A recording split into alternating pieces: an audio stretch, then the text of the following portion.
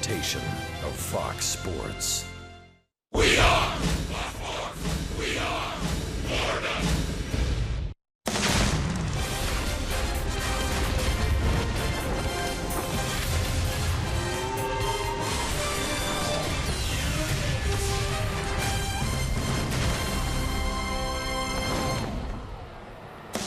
On a glorious day in New York, the Marlins and the Mets begin a 3-game series. And of course, a special day for everybody. Hop on the 7 train and pop on out in Flushing at Citi Fields, where we celebrate Independence Day. The 4th of July, the fireworks will wait till tonight. Matt Harvey on the mound for the Mets, Tom Kohler for the Fish. And we are really glad that you're with us on this holiday. Hi, everybody. Rich Waltz, along with Preston Wilson. Patriotic. That's the mood the Marlins were in last night at Fort Bragg. What a special night. And a win. Some momentum coming in against a hot Mets team. Well, great. They got a series split against the Braves. Won the game last night. Coming in against the Mets. Marlins feeling pretty good about it. I think we got a pretty good pitching matchup today, Rich. Our Buick big matchup. Now, a few things to think about as we look at Tom Kohler. He has struggled early in games and been better late. Those are his numbers here at Citi Fields. Well, Kohler has to definitely establish fastball strikes, specifically inside to batters. Really want to make sure you do that because now he's going to allow those other pitches to work. But it's really all about throwing strikes with Tom Kohler. On the other side, Matt Harvey has been really good early in his starts, but has struggled late in his starts. In his career against the Marlins, a nice ERA, but just a 2-3 record. Coming off the Tommy John, I think the velocity's back, but the stamina hasn't quite been what it should be yet, and that comes with time. We've seen it with Jose Fernandez. Hopefully he doesn't get it back today. 4th of July is such an emotional day throughout this country, as it should be. And for the Marlins, a lot of emotions about last night, a special night at Fort Bragg. Look at that shot. We'll hear from the players from the Marlins clubhouse as the Fish and the Mets get ready to go.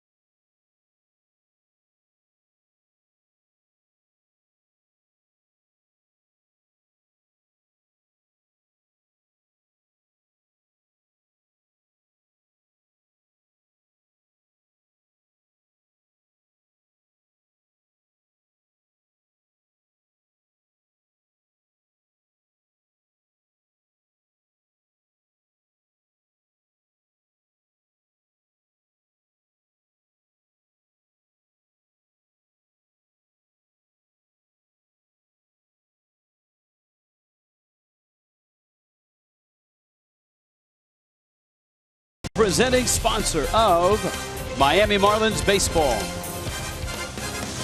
Quite a shot on July 4th. Let's go down below. And Jessica Blaylock. Hi, Jess. Hey, Rich, what an incredible day yesterday for the Marlins, who were able to play in that baseball game at Fort Bragg. But for this team, it was about more than just a baseball game. It was about the entire Fort Bragg experience as a whole. The team was able to tour the facilities, including the mess hall and the hospital. But even more importantly, they were able to meet so many of the men and women who serve this country and their families as well. Here are a few players, as well as Don Mattingly, on the Fort Bragg experience. It was amazing. It was one of my favorite games that I've ever been a part of. I mean, not only just the game and being at the field, it's the stuff before too, when we got to go see the special ops and things that you hear about, like, you know, the tanks and the guns and the night vision stuff that we got to play with. It was all pretty fun. It reminded me when I went overseas in 2011. You know, we had softball games with the troops, so it's a little different, but it's the same atmosphere type of just everyone is more celebrating, not even the game of baseball, just celebrating, you know, everyone being together and the cause that we all bring to the whole U.S., really. You know, we talk about throughout our career the sacrifices we've made to get where we are, but they pale in comparison to what those guys sacrifice on a daily basis. It's just incredibly humbling. Just to see how excited they were for us to be there, and any chance we can to give back to them is you know, it's really what it's all about. It was incredible. It was probably the best venue and kind of feeling in a game that ever had. And that's, you know, you're playing playoff games and, you know, managing playoff games and, you know, playing Yankee Stadium, but that was just a really cool environment last night. And you love to hear that. We're thankful. It was incredibly humbling. And on top of that, the Marlins got the win. Coming up next, it is America's favorite pastime on its Day of Independence. What beats baseball on the 4th of July? Rich Waltz and Preston Wilson will have the call for you next on your home for Marlins baseball, Fox Sports Florida.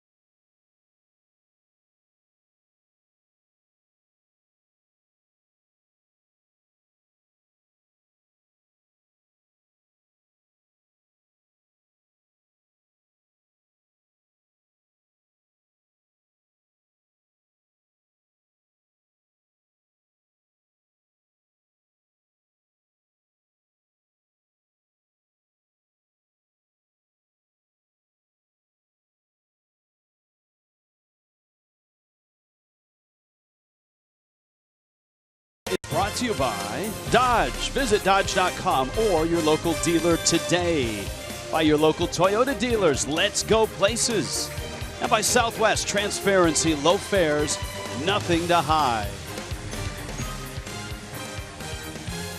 Marlins and Mets. Citi Field is filling up. Matt Harvey skips on out, and he is ready to go.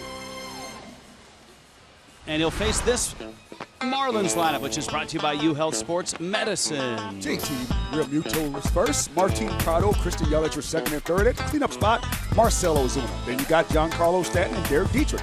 Bottom three, Chris Johnson, Danny Echeverria, and Tom Kohler. And for Harvey, his last time out, he was beaten by the rain and by the Nationals. 3 2/3 before the rain stopped his start. He had given up just 1 run at that point and was on the bottom end of the decision when that long night ended. You see the June 5th score, 1-0. That was a Jose start and a great duel between these two premier right-handers. Auto Nation brings you the scouting report. Preston, what you got? Well, he's from a mystical place, Rich. Mystic, Connecticut is where he's from.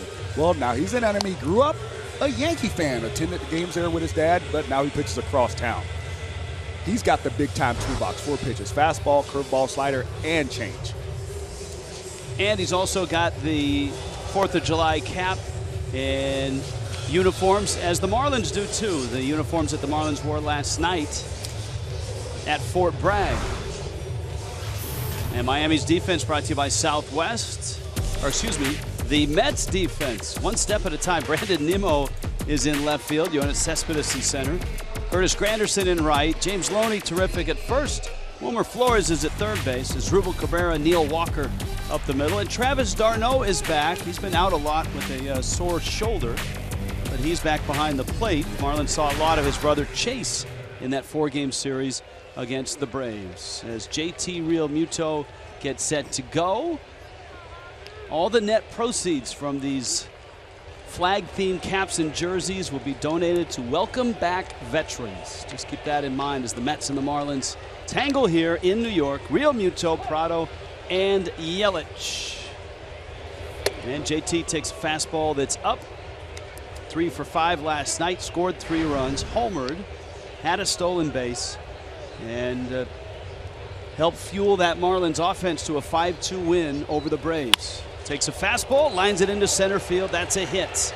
And Real Muto continues to swing a hot bat.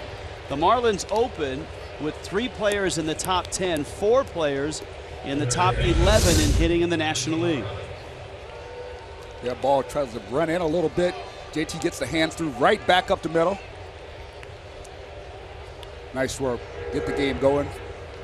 Put some pressure on this Mets defense early. Martin Prado now. Prado enjoyed last night. He was 3 for 5, knocked in a run. And he checks in at 320 right now. Bouncer up the middle.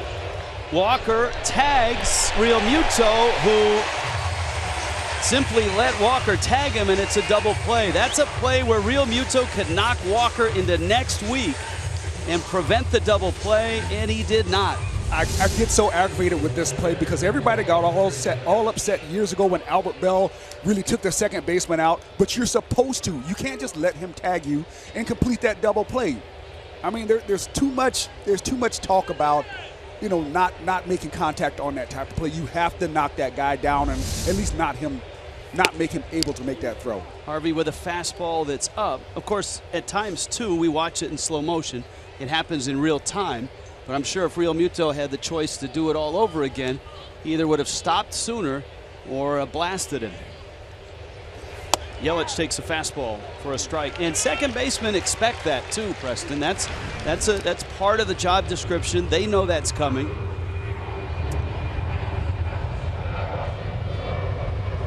One to Yelich. Yeah, I just hate that you give up 2 outs when you don't have to. I mean, I understand sometimes not seeing the ball. You know, a base runner needs to pick up the baseball. Sometimes you don't see exactly where it is. But once you're caught in that no man's land where you can't retreat and you can't get past him without him tagging you, you have to try to find a way to affect that throw. Counts 1-2.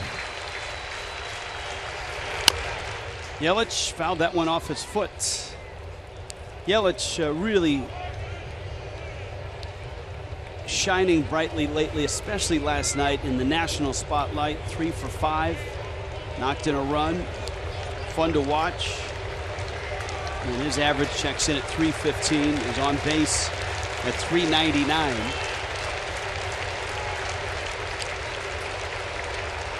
One, two. And Harvey goes in. You know, the Marlins against Harvey, you saw his matchup. He's 2-3 with a 3.18. But if you look individually, there aren't a lot of Marlins that have great numbers against Harvey. Yelich, for example, is just 3 for 15. And that fastball is up. Tom Hallion's calling balls and strikes. So if it's a called third, you're going to hear it. Phil Cuzzi, Tom Woodring, and Dan Bellino are on the bases.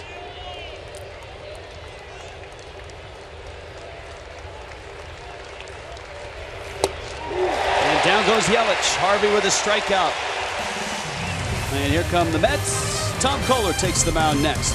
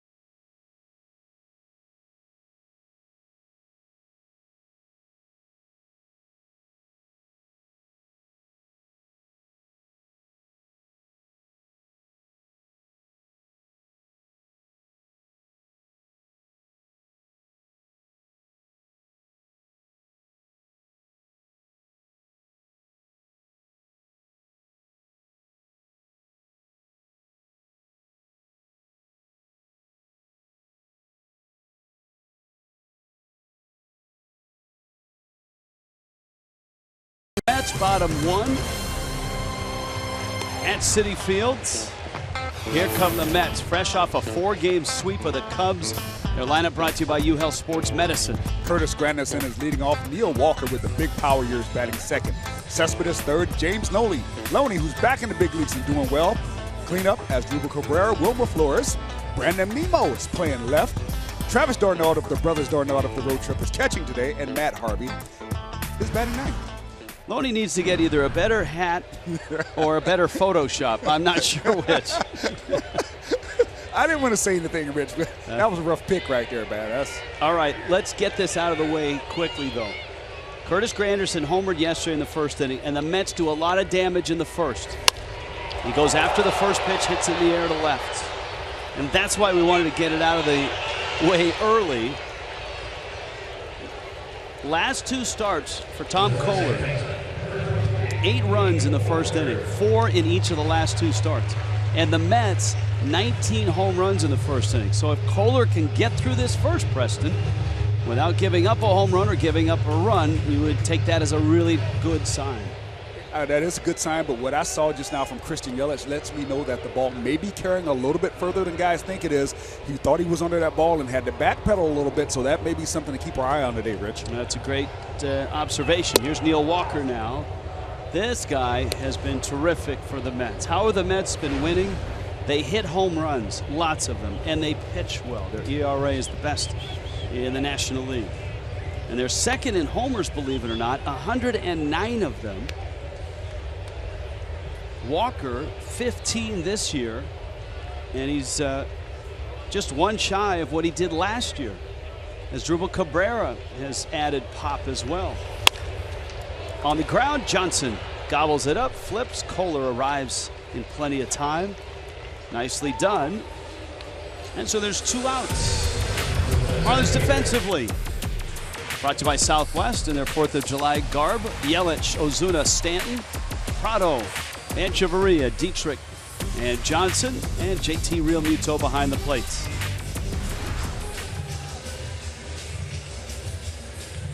Here is Cespedes. Add his name to the list of guys that are hot and are homering. Last 12 games, he's averaged at .362 with 3 homers. And he's homered 4 times in his last 8 here. And that, to me, is the impressive thing. The Mets are hitting homers at home. And he's one of the Mets that has had success against Tom Kohler. Well, they're hitting homers at home, but this ballpark is a different home ballpark than when this place was first built. So it can be more of a hitter's ballpark because they've changed dimensions drastically. You see the old wall is that black wall all the way at the back, and the new wall is the lower blue wall. Real Muto finds it, tosses the mask, and makes the catch. Very nice 6-pitch hitting from Tom Kohler in the first.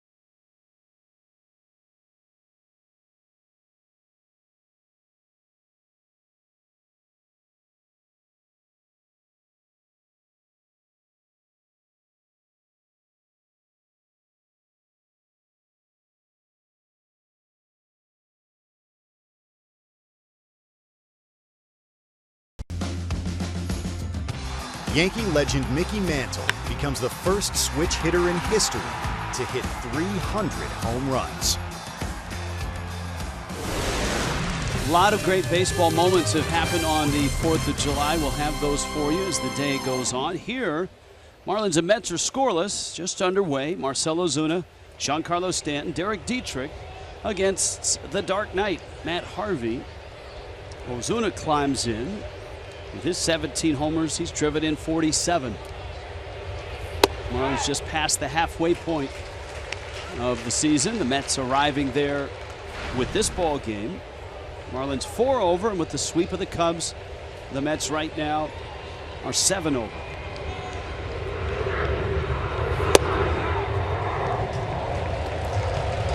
Harvey with a little bit of either a cut fastball or a slider for a strike.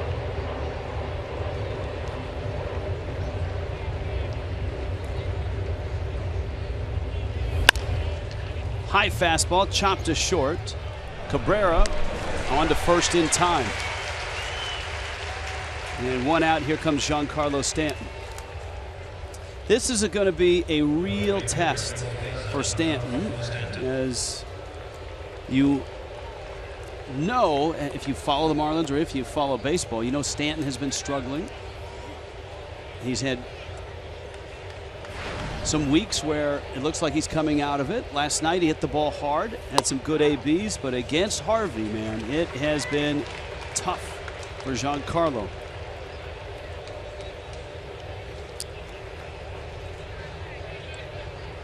Stan just 1 for 13 with 7 strikeouts.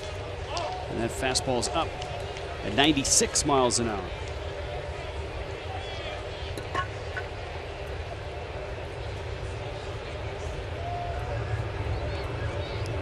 Tripled last night.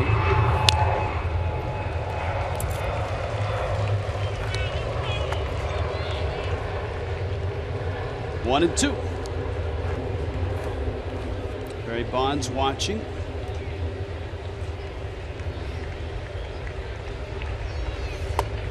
There's the slider, and he doesn't chase. And Harvey's slider, Preston, is one of the toughest not to chase. Yeah, I mean, it has a lot of down movement on it. It's hard to pick up. And he throws it right off the same line as his fastball most of the time. High fastball there. And it's 2-2. Or excuse me, it's 3-2.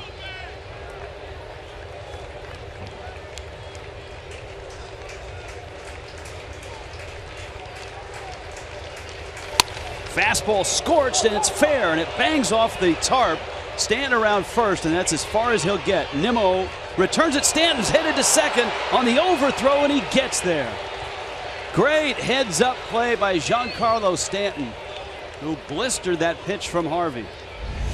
Oh, let's see this swing. This ball's running in a little bit. I don't know what that is, but it didn't look as hard as it felt. It's a changeup. It's like a little changeup. He tried to get him out front of. He kept the barrel through. But this is really impressive for me by Giancarlo to keep his head up, keep his eyes on this throw, and to be able to read that as an overthrow and take this base. That's good heads-up base running. He sees that ball come out high, keeps going. Never know, it could turn into something right here. Well, you've got Dietrich now with Johnson to follow. Dietrich goes after a fastball. It's 0-1.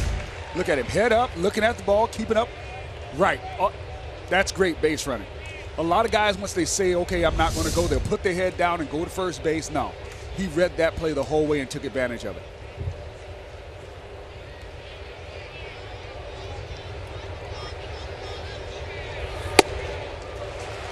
Twice now Dietrich late on fastballs, and it's 0-2.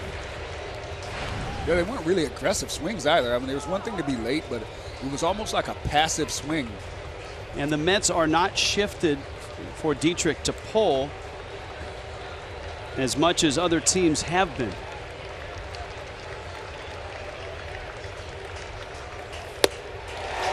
Boy, he goes down swinging.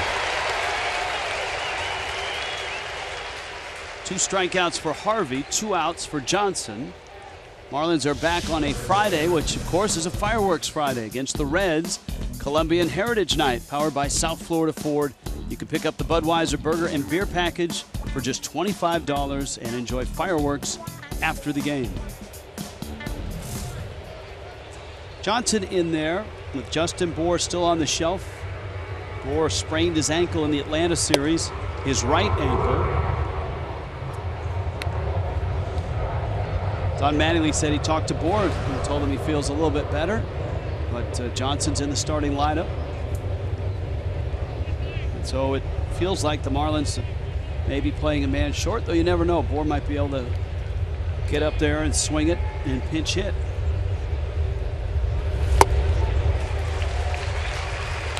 Yeah, that's a nice little cutter slider from Matt Harvey.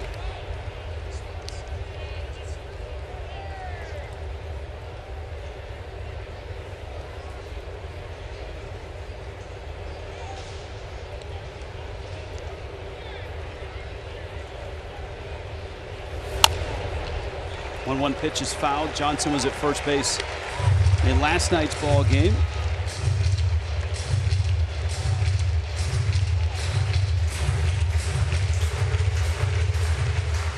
One and 2.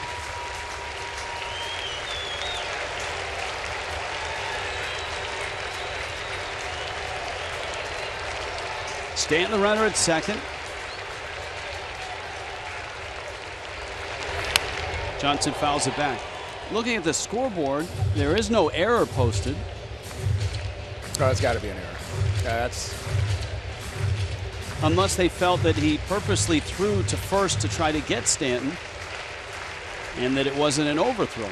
But my guess would be single and error, and that may be reviewed once the inning ends and the scorer can take a look at some videotape. Here's a 1-2 coming. Johnson, a ground ball into right field. That's a base hit. Stanton around third, up with the ball, Granderson, and he scores. Johnson to second, where he is out. maybe not. No, could be. Take a look, Skip. But the Marlins have a run. We'll take a look at the video and stay here before this inning is officially done. That was one of those, I wouldn't put money on it, but maybe take a look. I don't know. What do you think? Ooh, I think he's He might be safe. I think he is. We'll look at it again. And there's the... That's the best reaction I've ever seen from one of those. And the Marlins are going to challenge it. So Don Mattingly in the video room with a little prompting from Chris Johnson has reviewed it. Marlins being very aggressive on the bases. First Stanton taking second, and now Johnson taking second. Well, he's safe. He's and safe. He's well on there. Yeah. Still my favorite reaction from one of those. Hey, Skip, I don't know. Maybe. It's 50-50. Well, one thing we've learned from watching replay for the last 3 years is that players can be wrong, and oftentimes they are, because their judgment is with their hearts. Yeah. They want the hit. And oftentimes they'll tell a manager, hey, you got to challenge that. I'm safe, and they're not. So I salute Johnson for not going out and overselling it. But he's just chilling. He's like, I'm going to just sit here, tell me what you think. I do applaud the base running, though, just like you mentioned, Rich. It's important when you got 2 outs and that base runner's on second, the guy who hits the ball, if the first base coach isn't sure, he's yelling at him, go, go, go, because at least you want to try to draw that throw just in case there might be a close play at home plate. And that's why you go there. Even if you're not sure you can get the second, you try to find a way for them to make them cut that throw or do something different. Look at Johnson here going in, foots up. Now it's on the bag. There the glove hits. He's in there. And I like the fact that he stayed on the bag even after that, though. His foot never left the bag. So when they look at that, they can't say, well, he was out because the tag was on him when the foot came off. Harvey continues to throw on the mound. You can hear the pop of the glove in the background. And Tom Hallion says safe. So the Marlins win that challenge. Nice work by Pat Shine in the video room. And so the Marlins now... Chris Johnson says, that's right. Yeah, a little fist pump. Yeah, ready.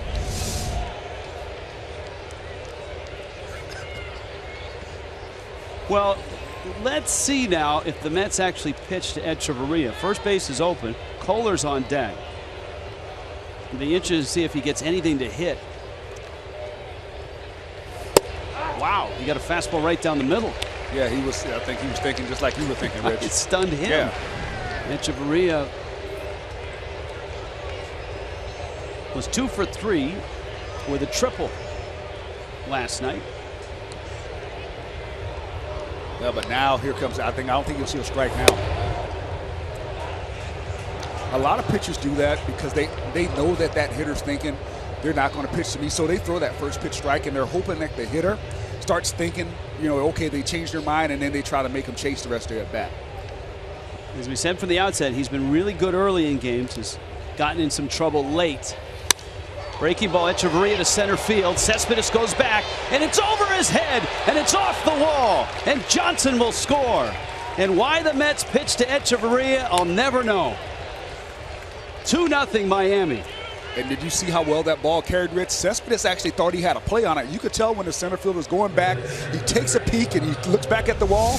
He's trying to judge where he is, and after that second peek, he gives up. This ball's going, watch him go right there. There, takes his peek now, and now right here, that's where he gives up. He thought he had a play on it, and then all of a sudden that ball just took off on him. And so here is Kohler, and the Marlins have 2 runs here in the second inning. Oh, that's big. I'm with you, Rich. I don't know why you give him something to hit. I understand the first pitch, maybe try to catch him off guard and make him swing himself out of the at-bat, but...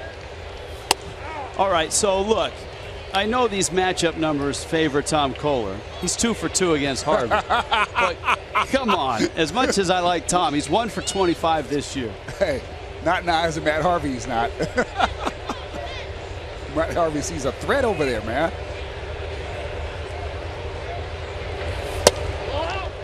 And it's out. A ball and a strike. So the Marlins have struck first.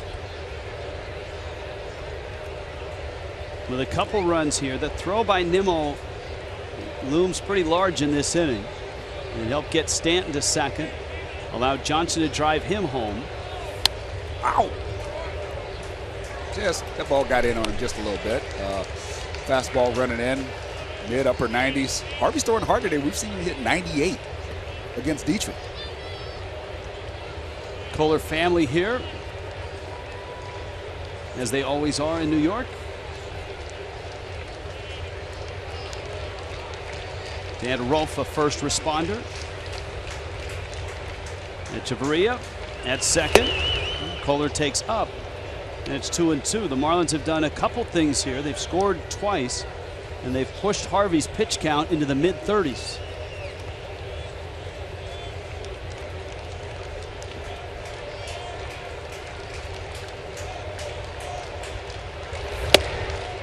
And Harvey goes full to Kohler.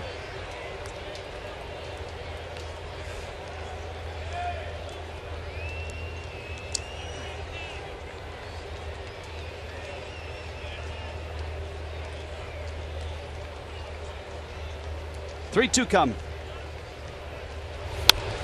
Fastball foul back. Wow, that's the 26th pitch just this inning, Rich.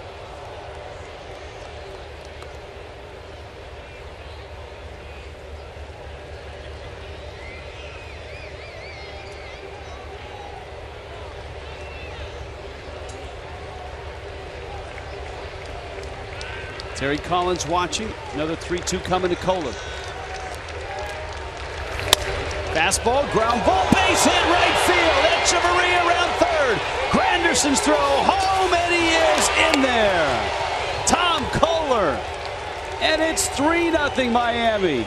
And high fives from the Kohler family. And that's why you pitch around him, Rich, because you know he can do it.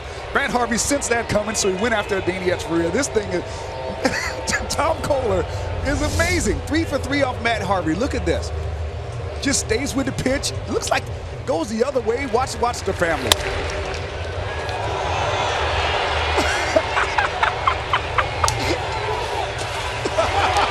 Yeah. See Pops over there in the black shirt. Oh, man. So the Marlins with 3 RBI hits in this inning. Johnson, Echeverria, and Kohler. And now Real Muto comes up with Kohler at first. That one just under the glove of James Loney. Real Muto singled back in the first. That breaks an 0 for 22 for Kohler. Yes, he was due. And Harvey misses down low. He does not get a lot of run support.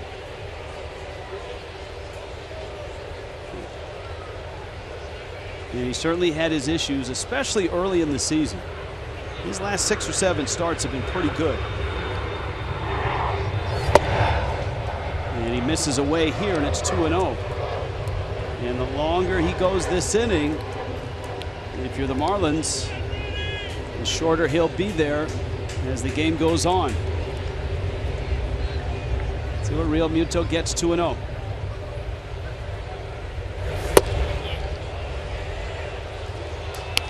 Now, this has become a really high-stress inning for Matt Harvey. He's had to go to a lot of pitches, had been in scoring position a few times. This is one of those innings that really takes a lot out of you, physically and mentally. That fastball is a strike. So it's 3-1.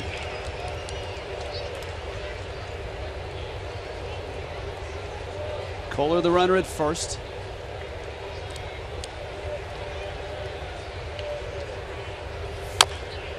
And Real Muto pulls it foul, and that means Kohler will get a head start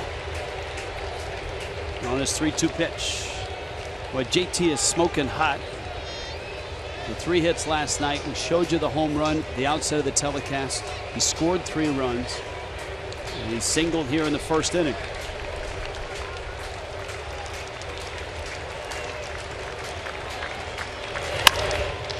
Roller up the middle, and there's no way Cabrera's going to get there. Kohler stops. Remember, he's the pitcher, and it's picked up by Nimmo. I know you first. I saw you, Preston. Your reaction was take third. I know. Sorry, Rich. You know, me and base running and all that stuff. I get a little hyped up when it comes to doing that. But he is the pitcher. Got to make sure you don't take any chances there. And the shortstop was playing so far towards third on that. That ball usually gets caught, but wow, you see Kohler reading it. I think this is a smart move by Kohler. I'm just glad there wasn't a camera in the booth just now to see me. You know, I was like one of those basketball coaches when a play is going on, like, oh my. Yeah. That's not Yelich out there.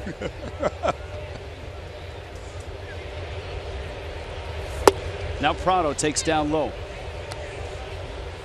4 2-out hits in a row now. Johnson, Echeverria, Kohler, and now Real Muto. And Prado has a chance to make this a really big inning. Bounced into a fielder's choice. Actually, bounced into a double play his first time up. That takes Flores away from the bag. He'll get there and step on it. But the Marlins, from the bottom of their lineup, have a big, big inning. Chris Johnson.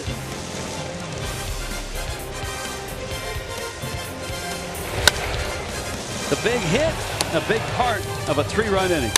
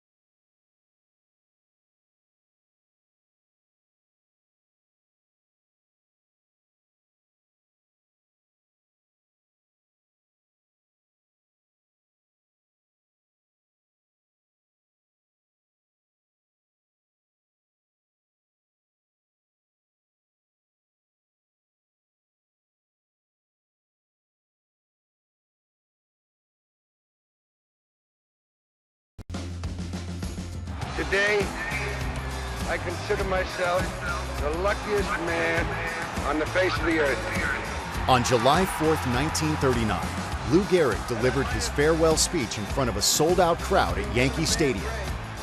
Nicknamed the Iron Horse for playing 2,130 consecutive games, Lou retired after being diagnosed with ALS. He was just 36 years old.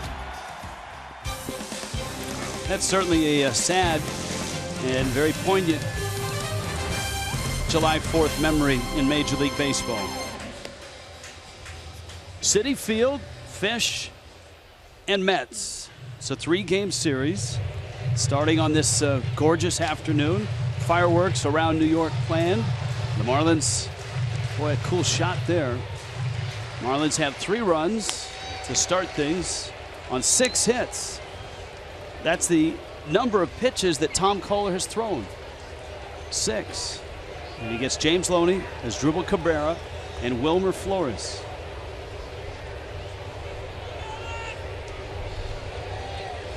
And here is Loney, and boy, has he been a nice pick-me-up for the Mets.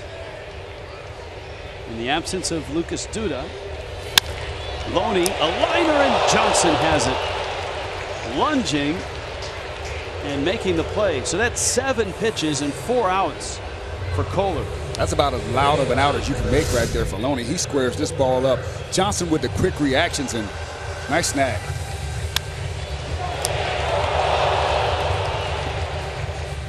That boy, CJ.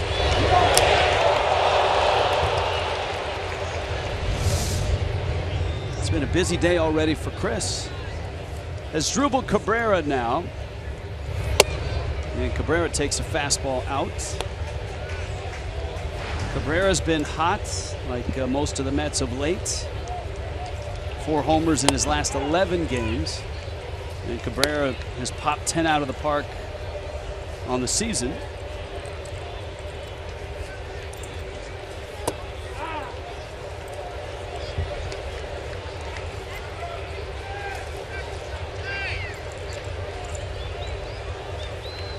Mets just coming off an amazing, if you will, 4-game sweep of the Cubs, in which they battered the Cubs to the tune of 32 runs, 12 homers. And yesterday it was 14-3, 22 hits and 5 home runs. Terry Collins saw Wilmer Flores go 6 for 6 and pop 2 homers. Kelly Johnson, Curtis Granderson, Rene Rivera also homering. I mean, this is that Cubs ball club that everybody thought was going to win 115 games this year, pretty much. And now all of a sudden they've hit a rough patch. In getting swept, the Cubs still have an 8-game lead in the Central, but it buoys the Mets up to 44-37 and 5 back of the Washington Nationals. Marlins start play a game and a half off the Mets pace. 1-2. Up the middle, and the Mets have their first hit. Asdrubal Cabrera single to center, and here is Wilmer Flores, still coming off the high of yesterday.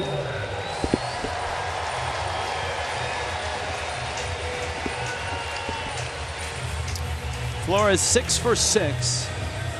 He joined Edgardo Alfonso, who went 6 for 6 back in 1999. And the irony there is that Alfonso right now is at Double-A, working with Jose Reyes, trying to teach him the finer points of playing third base.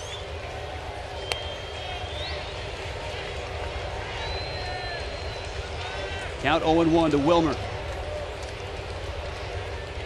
Brandon Nimmo, left-handed bat, is on deck. And Kohler misses out. That first inning hurdle, as you see Nimmo, that Kohler has been able to get over, is a significant one. His last start in Detroit, 4 runs in the first inning. Previous start against the Cubs, 4 runs, first inning. And Flores hits it to left center. Yelich in pursuit, and he's there, and he runs it down. And that is the closing speed and that long stride of Christian Yelich coming in handy. Some guys just have a knack for being able to cover ground and making it look easy. And Christian Yelich with those smooth strides. The ball is hitting you like he's nowhere near it. Then all of a sudden, wait, oh, he's got it. He wasn't even in the picture there. You saw the ball go in the gap, and you could see Ozuna, and then Yelich appears at the last minute. And here is Nimmo, the pride of Cheyenne, Wyoming.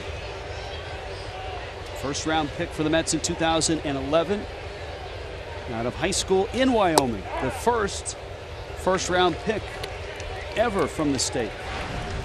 He was headed to play at the University of Arkansas before he signed with the Mets.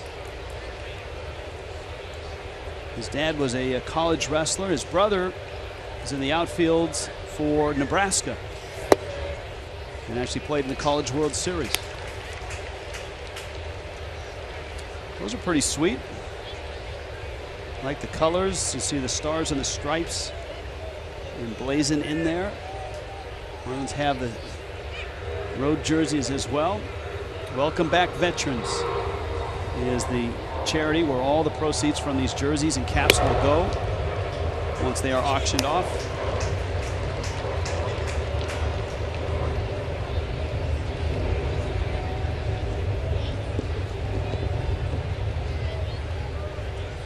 On this 4th of July, and the Marlins, as I noted early, coming off a major patriotic high from the visit to Fort Bragg. Pitch misses in. I hope you had a chance to watch Marlins live and hear the clubhouse reaction and the quotes from Chris Johnson, Giancarlo Stanton, Don Mattingly. Just about the venue, the experience, being able to interact with the troops, spend the day with them. Bowler's 3-1 is lined into left. Yelich over to get it. And Nimmo has a hit. 2 hits for the Mets here in the second. And here comes Travis d'Arnaud.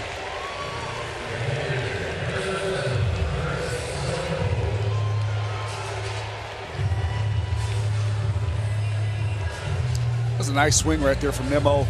3-1 pitch. A lot of hitters, especially young hitters, try to get too big and pull that ball and try to hit a home run. He just stays with it, laces it for a single. See, 3-1 count, you're thinking, man, I get a fastball to drill. Nah, he just stays on it nicely, drills it that way, takes his knock.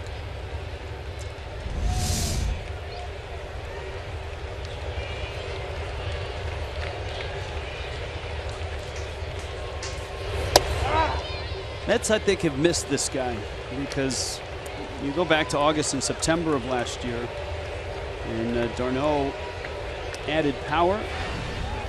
He hit a dozen last year. He was on the disabled list a couple times last year. Sore rotator cuff this year. 0-1. Pulls it 1 foul. Mets have had an issue with runners in scoring position. They've overcome that by sheer power, by hitting home runs. Yeah. When you're worst in the league in batting average with men in scoring position, you got to hit home runs. I mean, that's the way you have to do it. You have to be able to be in scoring position when you're in the batter's box. And they're second in the National League in homers. 0-2 coming. Mitchell gets a piece. But with runners in scoring position, the Mets are hitting .212. It was lower than that going into the Cubs series, but the Mets obviously scoring 32 times in the Cubs series. Had some hits with runners in scoring position.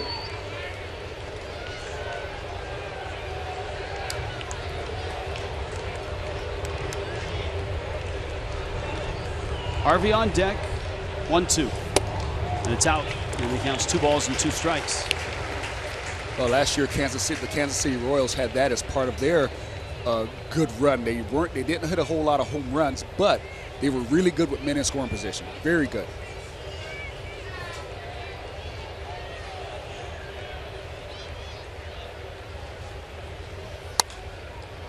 d'Arnaud pops it out of play. His brother, his older brother, Chase d'Arnaud, is getting a chance to really play for the first time with some regularity in the big leagues, and is actually swinging the bat pretty well. Has hurt the Marlins this year with the Braves. Yeah, sometimes you just fall in an organization where things are being moved around and you get a chance to show your talents and you get to get on the field. It helps. 2-2 coming. To right, Stanton in. Now there, and he reaches up and makes the catch. Ball is carrying, as Preston Wilson pointed out. When we get back, how cool is this? We're headed back to Fort Bragg.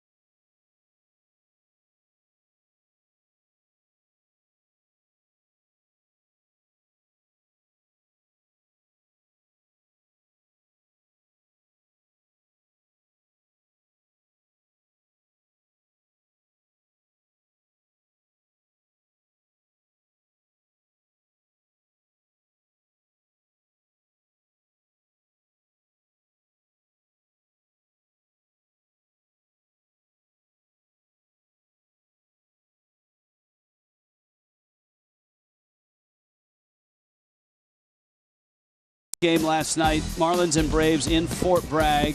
If not, here's some of the sights and sounds from last night.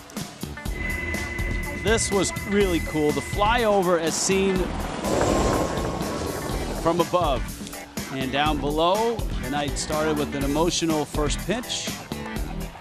And away they went. Tony Clark of the Players Association and Rob Manfred, the Commissioner of Baseball.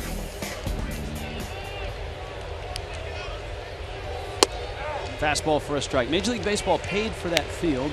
That field will remain. The stands temporary, the lights temporary, but that will be a very cool softball field for the troops. 10% of the U.S. Armed Forces are at Fort Bragg, and they lost their softball fields over the last 3 or 4 years. That was an old golf course that they leveled out to put that field on, so they get those softball fields back. Yelich, a bouncer, takes Loney away from the bag. Harvey is there in time. And there's an out here in the 3rd inning. Marlins getting all 3 runs in the 2nd.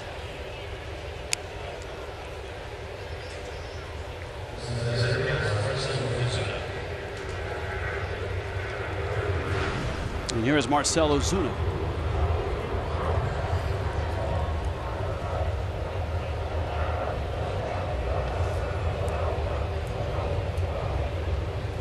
As you would expect on the 4th of July, lots of day baseball. One game of interest to both these teams. Milwaukee beat the Nationals 1-0. Ozuna cracks one into right field for a hit.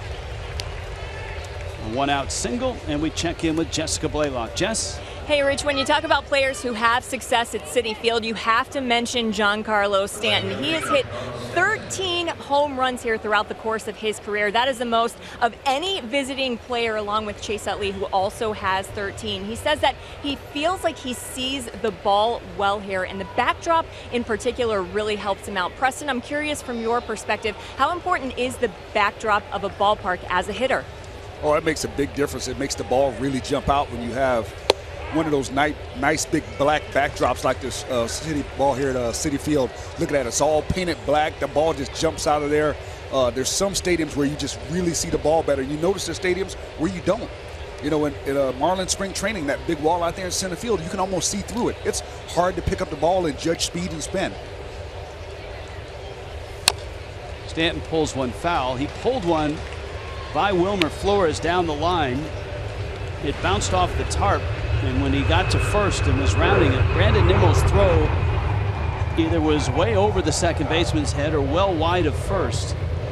Regardless, Stanton saw the trajectory and dashed into second. Still, there's been no error given to Nimmo. Just a single, and the explanation is he went to second on the throw. The swing and a miss there. Harvey gets some revenge and strikes out Stanton. That's strikeout number 100 on the season for Stanton. Nice tight breaking ball here. Oof. You know, the other day on Marlins Live, there was a poll of what has to happen. One of the questions was, what has to happen for the Marlins to contend in the second half? And Stanton's name popped up in that. And that was, hey, he's got to get back to being Giancarlo. I guess the good news is the Marlins are contending, and he's not been his usual self. Yeah, that's the good news. But the bad news is that this has lingered on as long as it has, and you know, hopefully he'll start putting some. There've been flashes of him being himself, but there hasn't been that consistent stretch. You need to get him just getting back to having good, consistent at bats. Swung the bat pretty well last night, and he's got a hit tonight. Here's the 0-1 to Dietrich. We talked about seeing the ball, and for Dietrich in the first inning, he saw fastballs and he struck out. He's behind the count here, 0-2. Yeah, something just didn't look right about Dietrich's swings the last time. I don't know if he wasn't picking up the ball well. Something was off, because we used to see him take really good aggressive swings, and that was not the case the first at bat. See what he gets, 0-2. Ozuna back with a dive. Martin Maldonado had a home run in that win by Milwaukee over the Nationals. 1-0. Brewers win it.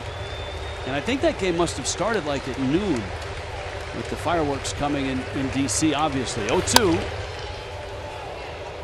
And Dietrich a little bit late, but that time he drove the pitch foul.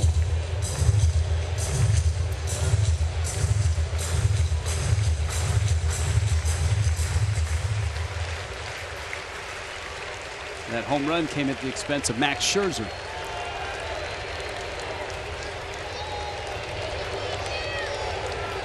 Another 0-2.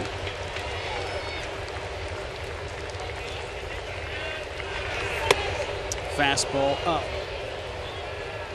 With 2 strikes, the Marlins have 5 of their 7 hits in this ball game. Chris Johnson waiting on deck. Ozuna at first.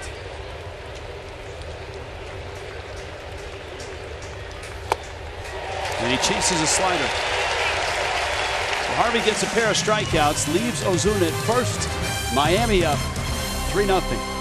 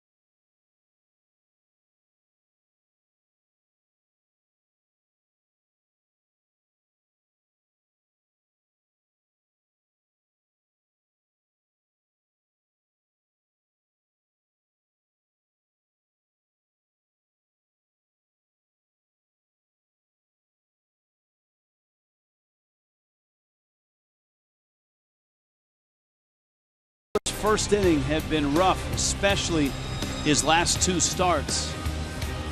But Kohler used just 6 pitches to get through the first, gave up a couple of hits, got through the second, and now he approaches the third with a 3-0 lead. Matt Harvey, Curtis Granderson, and Neil Walker. Not overly hot, kind of a warm day, but nothing that is too oppressive. It's gorgeous up here, Rich. It certainly was gorgeous this morning in New York, all around Manhattan, and a very, very quiet morning for a Monday morning. Harvey lifts it foul. You're used to bustling industry and people coming to and from work and all of that, and quite pleasant. There were lots of tourists, but not as much hustle and bustle as you're used to.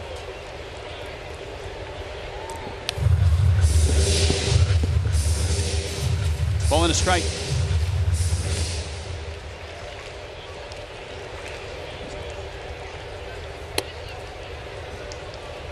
Breaky ball misses in. And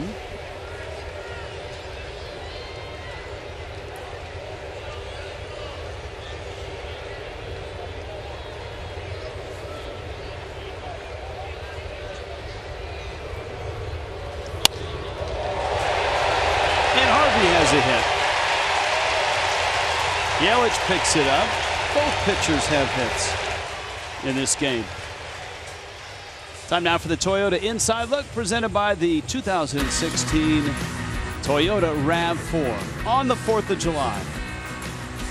This is year number 24 for the Fish, 11-12 On the road, 5-9. And you can see the record against the Mets. This is the 4th time they've met on the 4th of July. Mets are 5 under. Granderson now. And a strike. Not your prototypical leadoff guy. 14 home runs. The first inning home run against the Cubs set the tone yesterday. In fact, with Granderson, half of his 14 home runs have come in the first inning. Hitting here in the bottom of the 3rd. Matt Harvey at first. And a big rip, it's 1-2.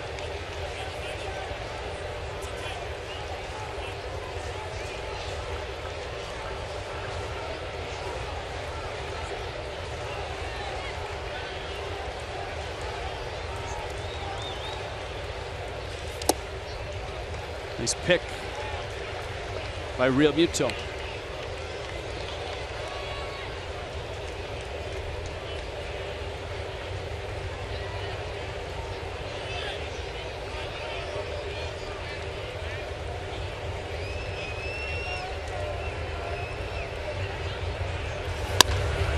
Bouncer, Johnson spins out there, and the throw and the speed of Granderson meant the Marlins were only going to get that out at second. So 1 out, Granderson the runner. Here comes Neil Walker. And a reminder that on Saturday, it's an All-Star Saturday. And a 4:10 start for the Reds and the Marlins. And an Edgar Renteria bobblehead courtesy of Leon Medical Centers. You get all-you-can-eat seats for just $28. Marlins.com, a place to go for tickets. And here is Walker.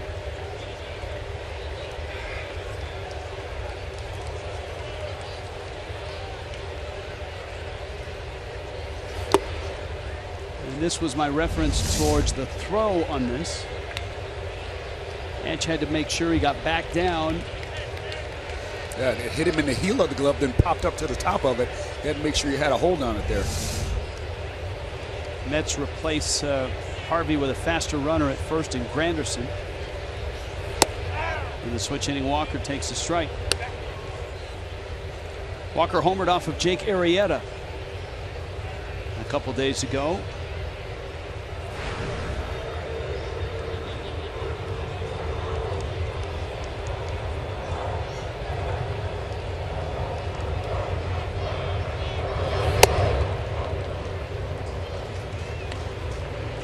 Talk about Adam Conley having reverse splits. Neil Walker has reverse splits. He's hitting .321 against lefties. .264 overall. All right, slap me now. Slap me now. There you go. Thanks a lot. It's better from the right side than he is the left side. Idiot. That one fouled to the screen. Sometimes you get so buried in numbers, you forget to look up. Oh, man. Yes, I've done that. I've been there. Yeah, thanks. Oh, no, sir, I empathize so much with that because I've done it. And yeah. 2-2.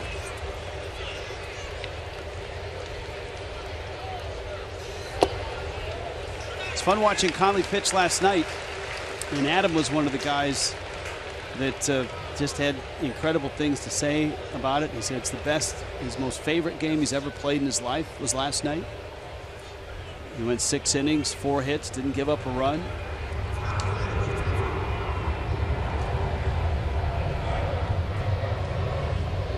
Full count here. Granderson the runner at first. And it's pulled foul. I feel like it might have been a changeup right there. We haven't seen Kohler use the changeup too much this year. He started throwing it a little bit more last year, kind of backed off of it a little bit this year, but I think that's a key pitch for him against lefties, to be able to get that changeup and be able to throw it when he needs to.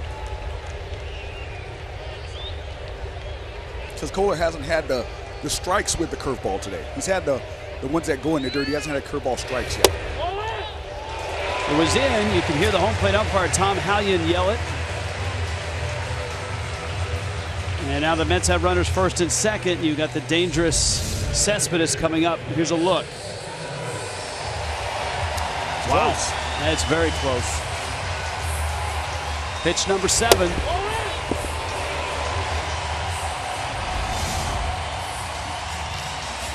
Now Cespedes, with his 20 home runs, popped out to Real Muto back in the first. La Potencia was his nickname in Cuba. Cespedes now 30. Spends his off seasons in Boca Raton.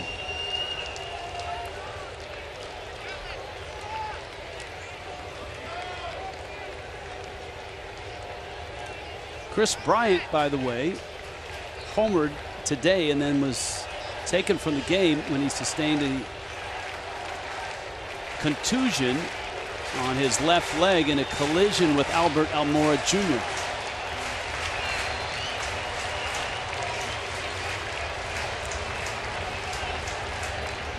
Real Muto on his way out.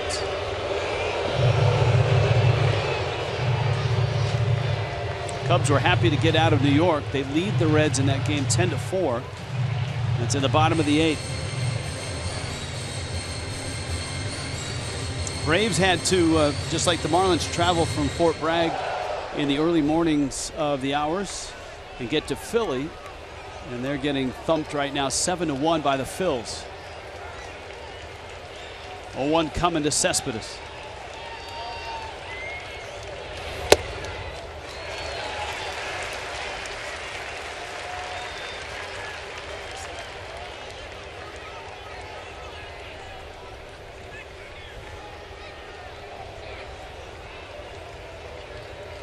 Walker at first, Granderson at second.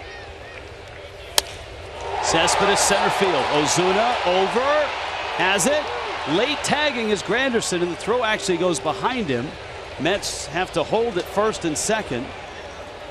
And Ozuna runs down a bolt off the bat of Cespedes.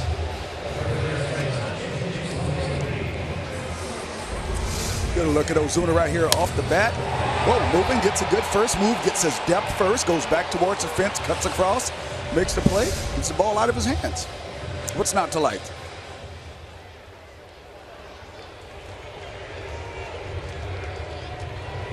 Now Loney, who hit the hardest ball of the day for the Mets. And he smoked one that Chris Johnson made a lunging catch on.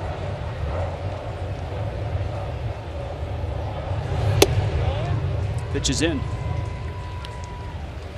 Mets having to do it right now without David Wright, without Lucas Duda. Marlins, of course, without D. Gordon right now. He's back late this month, around the 28th, I believe.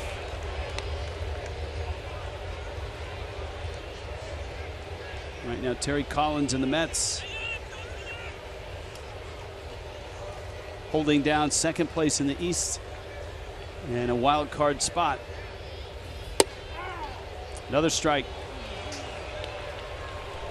Good pitch by Kohler. It's 1-2.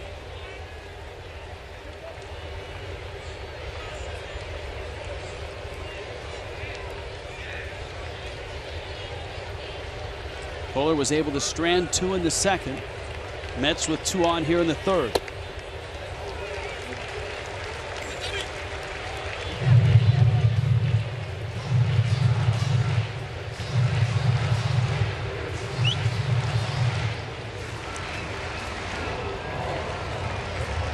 The Kohler family on this holiday.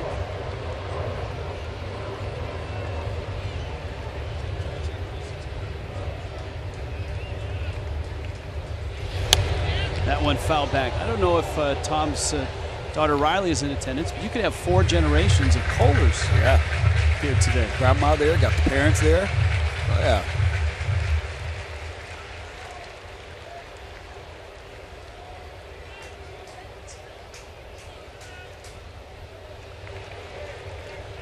2-2. Breaking ball up the middle, off of Etch's glove, picked up by Dietrich, and a throw behind the runner. The Mets get a hit, but they don't get a run. And you can thank Adeiny Echeverria's left arm and the glove attached. And good follow through by Dietrich to snare it.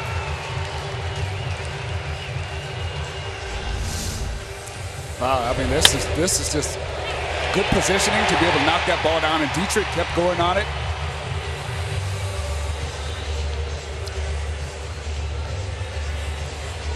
Oh, he wanted it. But he got enough of it to keep the runner, Curtis Granderson, at third. And so a long inning gets a little longer. And Kohler has to face a really tough out, a contact guy in Asdrubal Cabrera.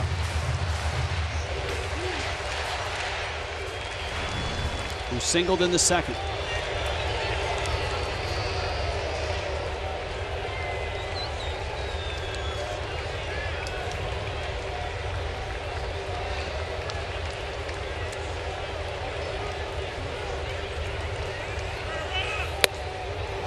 High fastball, and he chased it. It's 0-1.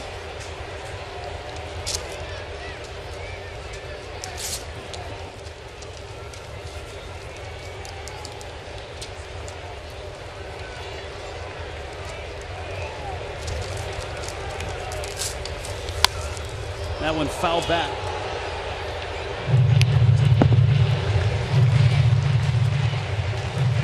Oh, 2.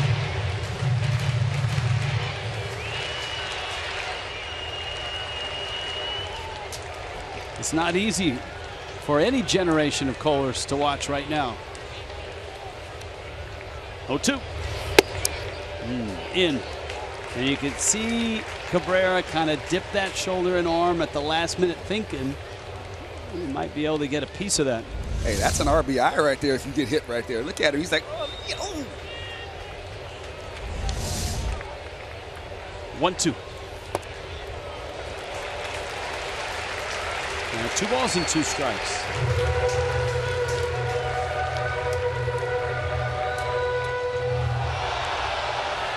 This will be pitch number 31 this inning.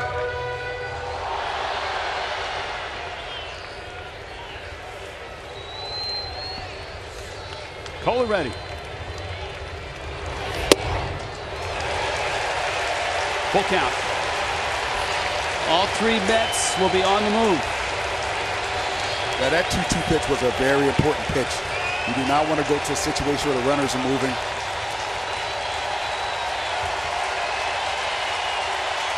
Citi Field crowd coming to life. Amish can barely watch. 3-2. And it's pulled foul.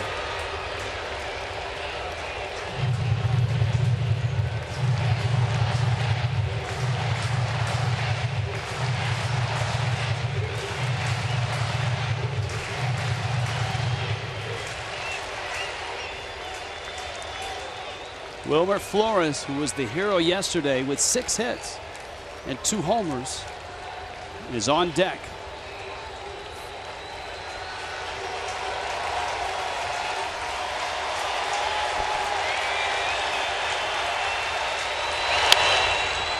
In the air, behind first, Johnson and Dietrich. Dietrich calls, and Dietrich has it. And Kohler escapes, and Mom can exhale now.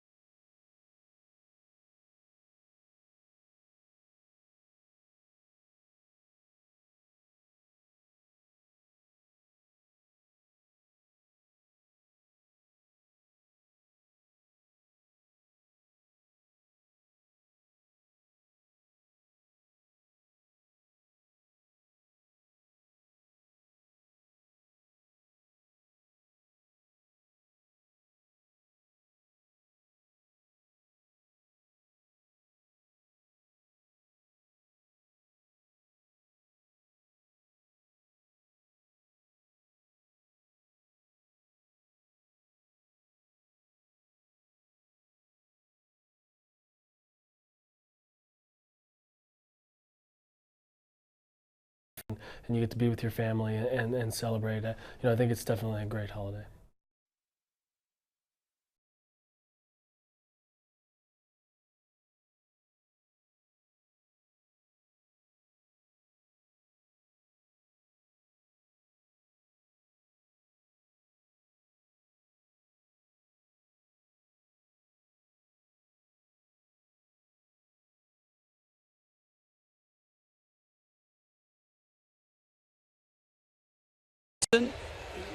Coming to the plate.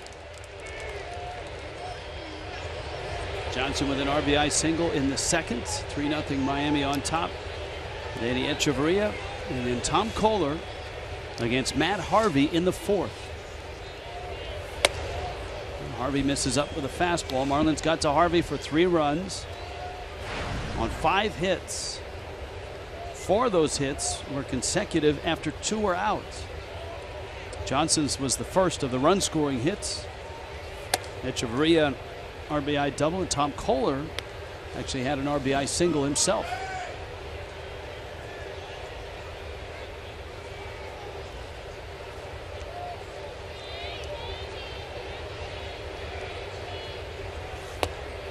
Harvey misses outside.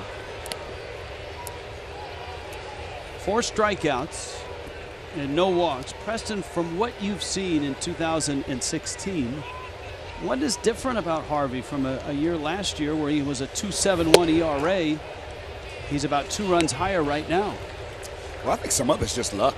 Some of it he's just giving up some hits in some bad spots.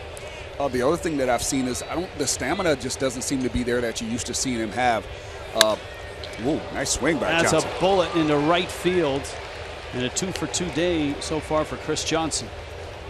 I don't see him having that 7th, 8th, 9th inning stamina that we used to see him have, where he's throwing 96, 97, 98, and still have command and control in the 7th, 8th, and 9th inning. Now it's just all over the place when you get that deep into the game. But look at this swing, man. Head down, buried on that nice balance point. Oof. That's how you draw it up right there. Well, the saving grace for the Mets is they still have Syndergaard, Matz, DeGrom, Cologne. Yeah, Wheeler's supposed to possibly make it back after the break, isn't he? So the cupboard's not bare. There's plenty of great young pitching. Harvey was certainly a guy that has been front and center for this rotation, but there's been times where people say DeGrom is the best guy in the rotation. Lately it's been Syndergaard's the best guy in the rotation. That's a great problem to have, isn't it? Absolutely. It's a great discussion to have if you're a Mets fan. I mean, Mats, when he was on his role, they were saying maybe it was Mats at the time. You never know. They got so many good young arms. So they should be embarrassed, Rich, is what they should be. Well, look. They're second in the major leagues in ERA at 3.30, and they've allowed the fewest homers and the fewest walks. Echeverria's second hit, he punches that into right field. And that sets up beautifully for Kohler. I mean, I've heard of an embarrassment of riches, but that's an embarrassment of pitchers, because you should not have that many good top-line pitchers. And, of course, at the end of the line, not the 7 line, but at the end of the line for Terry Collins is Juris Familia, who's on a historic run. He has converted his last 44 save opportunities. That's a franchise record. And it's the 6th longest streak in Major League history. And now Kohler with an opportunity, if he can set down a bunt, to push runners into scoring position. Johnson and Echeverria.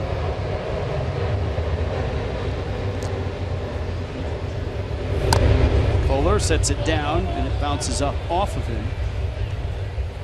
And it's 0-1. Of course, now he has 3 for 3 against Matt Harvey.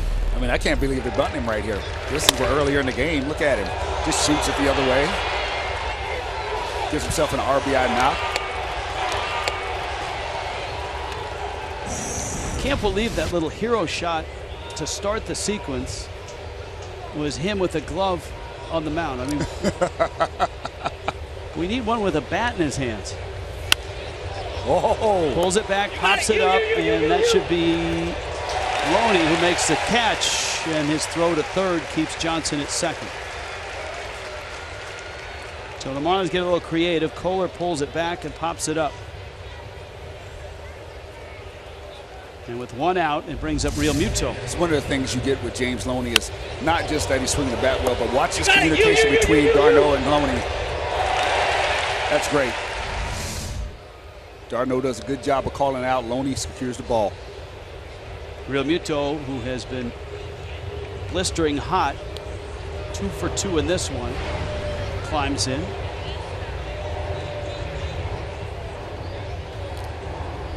On Marlins Live today, we talked about the Marlins from that leadoff spot in their lineup, the #1 spot in the lineup. Not guys leading off innings, but that #1 spot that D. Gordon had last year as a batting champ. And since D. Gordon has gone down, the leadoff hitters, whether it's Real Muto, Dietrich, Ichiro, you add all of their numbers up, and the Marlins are one of the best around for batting average, on base percentage, OPS. It's a strike. That's 1-1. This was coming into today, and it's gone up because Real Muto is 2 for 2. But look at this in the National League. Second in batting average, second in on base. OPS is third. And that's since D. Gordon was suspended.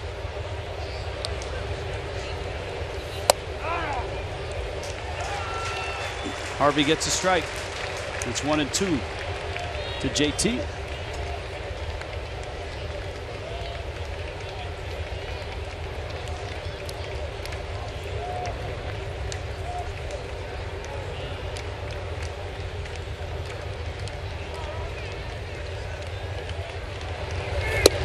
Listening to Dan Shulman, Aaron Boone, and Jessica Mendoza called the game last night.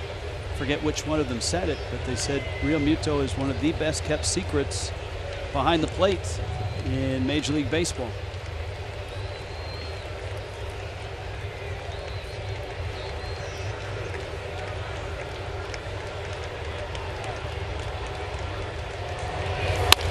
Real Muto, and that's in the left field, a hit.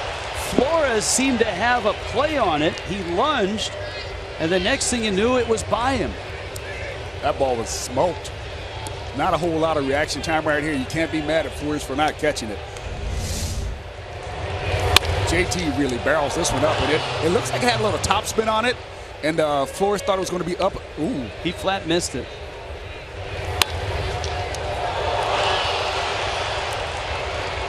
Oh, maybe you can blame Wilmer Flores a little bit. It's just that one, yeah, now you got to knock that ball down.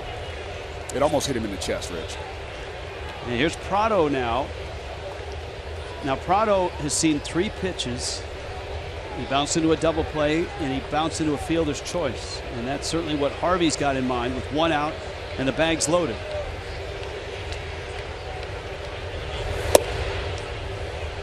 That one really ran on d'Arnaud. The count's 1-0. Pitch count at 73.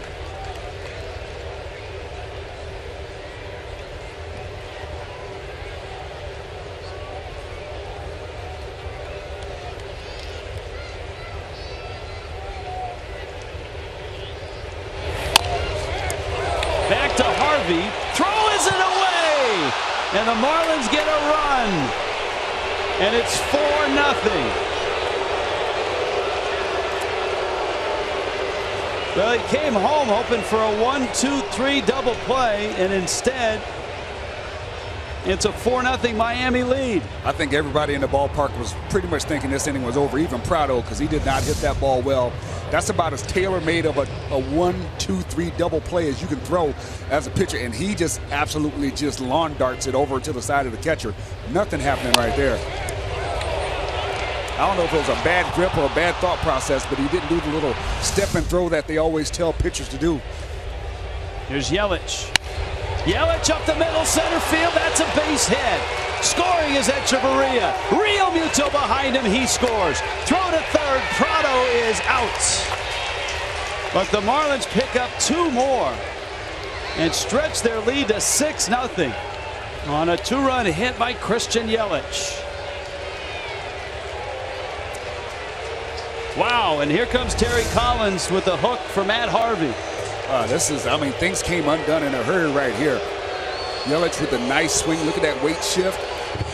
Explodes forward with the bat. Keeps the bat nice and level through the plane. Cespedes tries to get this throw off, but he, airmails a little bit. It actually helps out Darno that the ball runs up the third base line, and it allowed him to get Prado. Kendall Toyota called to the bullpen. 6-0 Miami, and it's still the 4th in New York.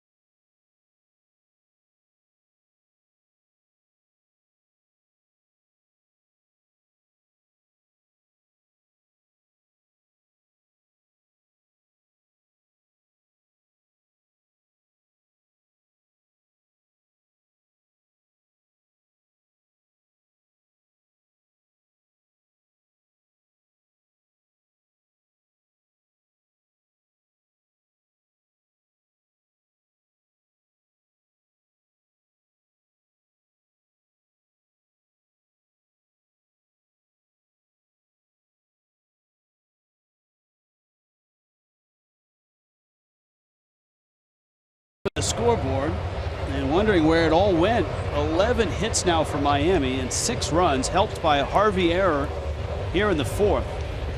3 runs here after 3 runs in the 2nd. There's 2 outs, and Marcell Ozuna climbs in. And Eric Goodell gets strike 1 on Ozuna.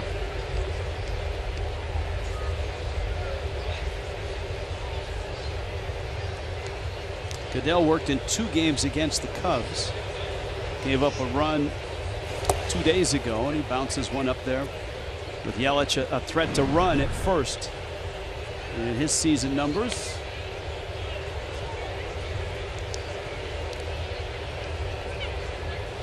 Was in Las Vegas in April and mid-May before he was called up. Las Vegas is a great place to hit and a tough place to pitch. And a strike.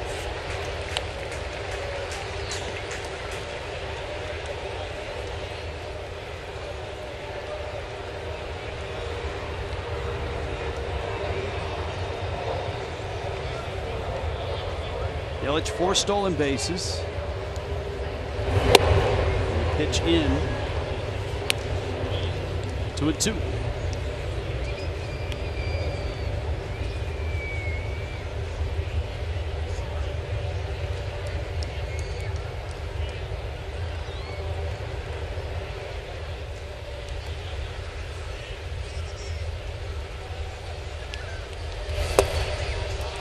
A swing and a miss, and Ozuna goes down. Marlins are done, but they put 3 more on the board, and Tom Kohler now scoring a 6-0 lead.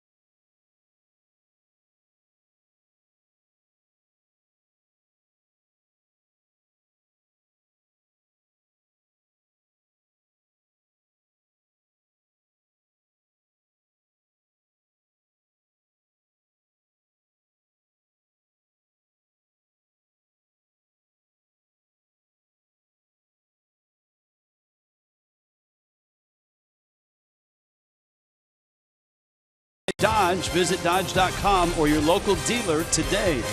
By Checkers, fast foodies know the deal. And by USAA, insurance, banking, investments tailored for the military community. Happy 4th of July. Welcome back. What a great day to be in New York. 6-0 Miami on top, bottom 4. Wilmer Flores, Brandon Nimmo, and Travis d'Arnaud for the Mets.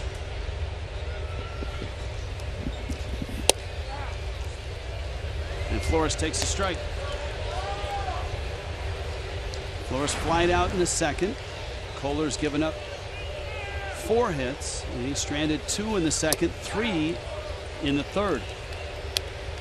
Flores not happy. Kohler gets a strike. It's 0-2.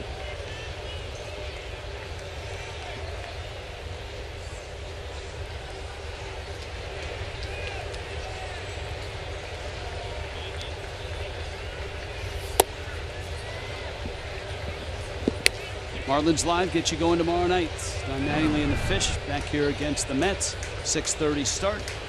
Craig Minervini and Jeff Nelson. Starts at 6:30.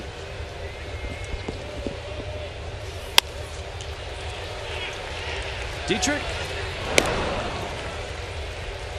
And an out here in the 4th. That Washington game actually started at 11. Wow. 11:05 local time. Is becoming a new Major League tradition for the Nats to play at 11 on July 4th. Alex, part of our crack staff National Bureau, alerting us to that. I like that idea. That's sort of a National League version of Patriots Day. Yes. On Independence Day.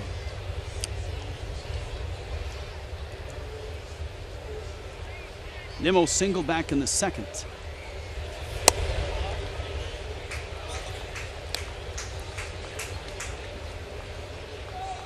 Logan Verrett in the Mets pen. That's because the pitcher spot is due up 4th in this inning. Gary Collins wants that option to pull the trigger on a pinch hitter if he feels like the Mets have something going. Preston, you been to Wyoming? I have not been to Wyoming. I would love to go, though. Yeah, that's Brandon Nimmo will show you around. Cheyenne, Wyoming. It is a rough and tumble place. He's the first ever first-round draft pick from the state of Wyoming. Wow.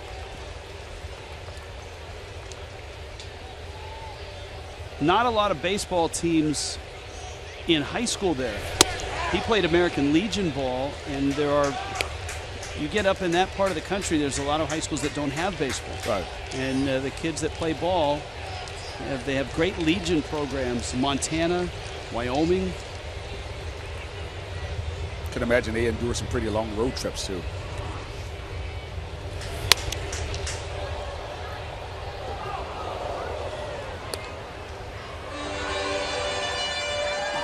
You know, it's good because a lot of scouts would overlook places like that because they don't feel that there's enough competition for the kids to play against to warrant some of the numbers they put up in high school and Legion ball. So they tend to not go into smaller areas.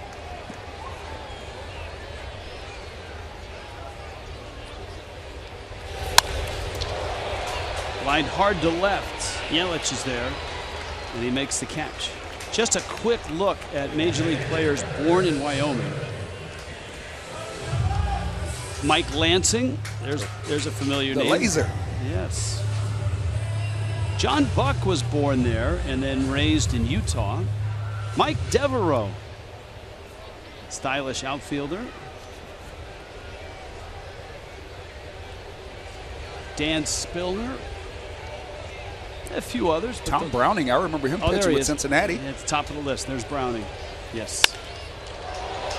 d'Arnaud cracks one into right center field. In pursuit is Stanton, and it's gone.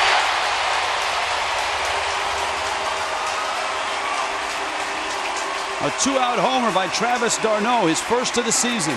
But the way the ball was carrying today, you knew, and then Kohler giving up a lot of fly balls. At some point, somebody was going to hit one, but still in a great situation. It's a solo home run. Not a whole lot of damage done. He's been able to make his pitches, get people on like he's needed to. I'm okay with that. If there are any more d'Arnaud brothers, they might want to get in a game against the Marlins. Chase hit his first major league homer against the Marlins. And now Travis hits his first homer of the season at the Marlins' expense. De Aza gets an at-bat right here. Alejandro De Aza is presented by Pinch-A-Penny. And De Aza will receive a month's supply of pool toys and a brand new skimmer. To right, Stanton back. And on the track, he makes the catch. Tom Kohler gives up a solo shot, but the Marlins still up 6-1.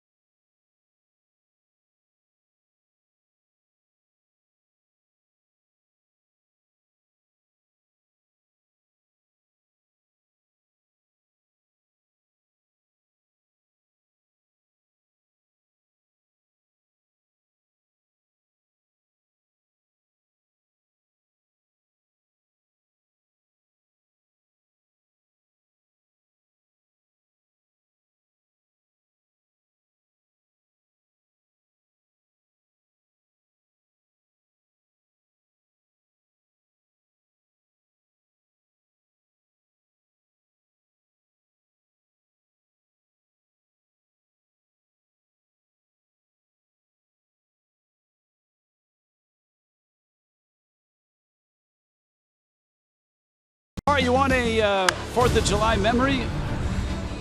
On this date in Marlins history, Geico, this was a wild one. Marlins lost this game on a Chris Iannetta walk-off in the ninth. But what happened from first pitch till that walk-off single, 43 combined hits. Cody Ross and Matt Holliday each had 5 RBIs. 4 hours of game time. Marlins had the cool hats. Though that shot not from that game. No. No handshakes. 6-1. Marlins on top. The Marlins seem to have traveled very well today. A lot of fans, and I've seen a lot of pre-new stadium garb and a little of the current uniform here. Logan Verrett is up. Out of the Mets pen, second pitcher out of the pen. And you see his numbers. He takes aim at Giancarlo Stanton, Derek Dietrich, Chris Johnson in the Marlins' 5th. Stanton check swing, no swing. It's a ball and a strike.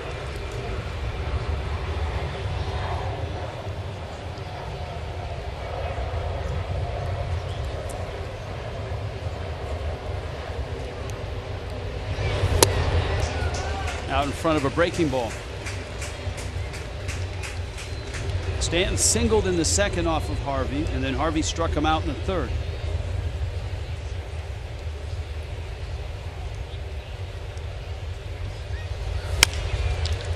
Little tapper to third. Flores approaches and just gets him. There's one out. We'll check in with Jessica Blaylock. Jess? Hey, Rich, just a reminder, the selections for the 2016 All-Star Game will be announced tomorrow, and that got us thinking about the Marlins and their history with the Midsummer Classic. They have had a total of 26 All-Star selections, that is, throughout the history of the franchise. Brian Harvey and Gary Sheffield were the first ever All-Stars for the Marlins. They have had 10 players that have been selected multiple times. 5 players have been selected 3 times apiece. That list includes guys like Giancarlo Stanton and Miguel Cabrera. And guys, when you think about selections for this year, Marcell Ozuna and Jose Fernandez have to be at the top of the list. One would think, here's Dietrich, but of course for the Marlins, nobody's really in the running for getting voted in from the fans, but you can get voted in by the players. The players vote, and they'll elect pitchers and position players. If a position player is first on both the players and the fans ballot, then the player who is second at that position on the players ballot is an automatic entry, and the league and the manager will fill in the rest of the ballot. So you would think Jose is going to get voted in. I don't think that's that far out of the question. Right. And if you look at who's had a great year and should be considered, Ozuna front and center, but Yelich, Real Muto, Prado, all have numbers that are worthy. Ichiro? I'm sorry, I just want to throw that in there. Just with the fact of how his batting average is and what he's doing this year. Baseball's crazy enough to do. Rich, it's an idea just so crazy it might work. Well, it would be number 11 for Ichiro.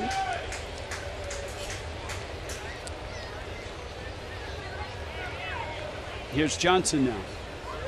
I think, though, you would, if you're the Marlins, and I think someone asked that to Don Mattingly a couple weeks ago, if Ichiro was worthy of an all-star trip. And Mattingly very matter-of-factly said there's 3 or 4 guys that wear Marlin uniforms that should be going there before Ichiro. Yeah. That have had years that should be recognized. He did note that, you know, every now and then Major League Baseball would bring a guy in that is close to retirement, but he said Ichiro's not close to retirement. How about a 3-hit day for Chris Johnson as he finds right field for the 3rd time? Hey, if it works, don't change it. If they're going to keep pitching him out there, keep that same stroke. Very nice. It's almost a carbon copy of the one from before. Well, we're a little past carbon copies now, Rich, but. Do you want to explain that to the kids? Nope, I don't have the time or the inclination to go through all of that. All right, here's Echeverria, and he's 2 for 2 with an RBI double and a line drive single. He really has swung the bat well today. And he takes a fastball for a strike. Etch adding to his night last night, in which he was 2 for 3 with a triple.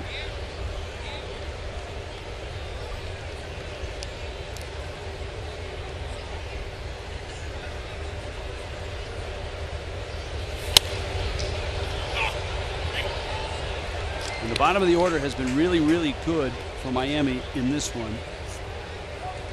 If you go Johnson, Echeverria, Kohler, they are 6 for 7 with 4 runs scored and 3 knocked in.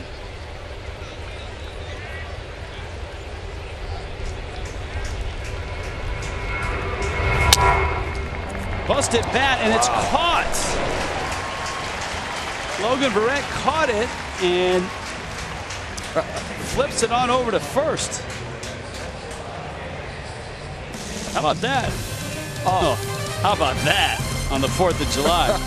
Get in there.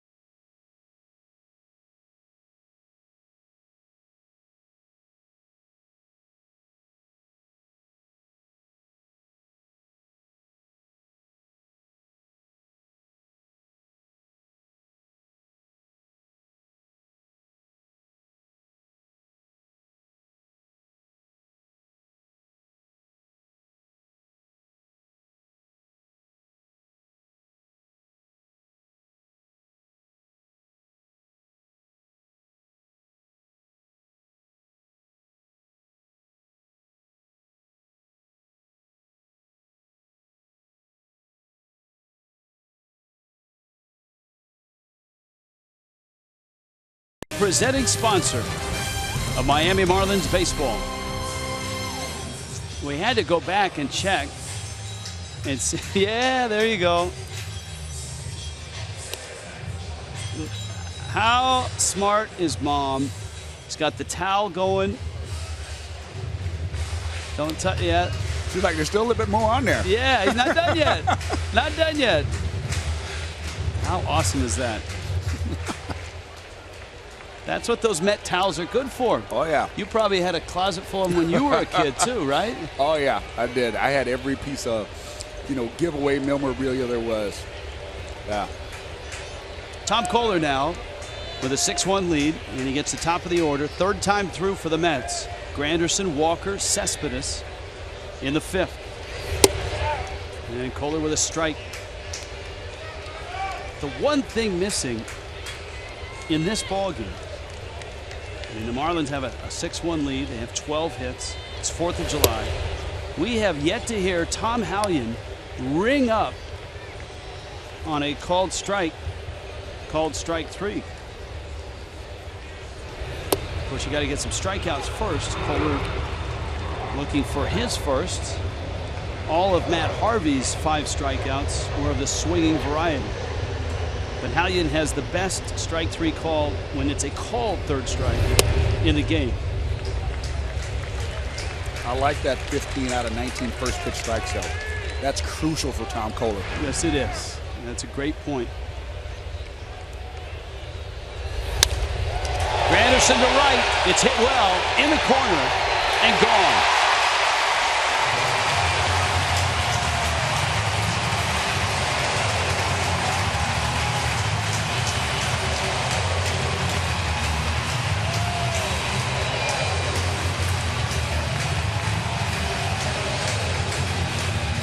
The Mets have 2 runs, both on solo homers.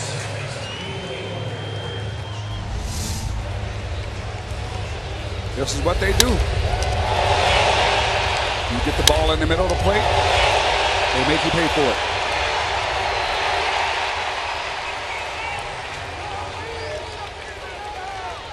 And now Walker with Cespedes and Loney behind him. Yelich. And you are right, Preston. That ball's carrying just a little bit better. If you look at the flags up on the top of the stadium, they are going out.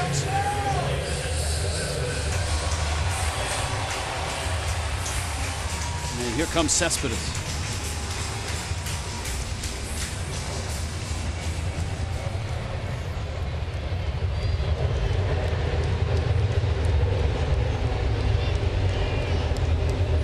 Cespedes has popped out.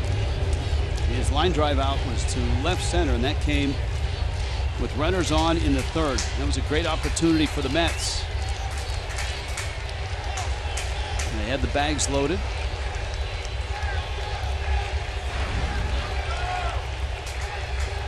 Kohler got Asdrubal Cabrera to pop out to end that inning.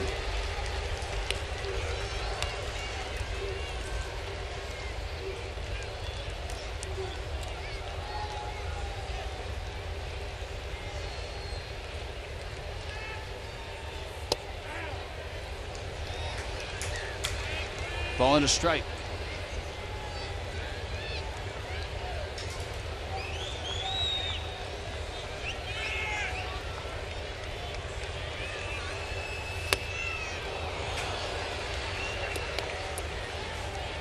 One and two. So the Nationals have lost that late morning start in D.C.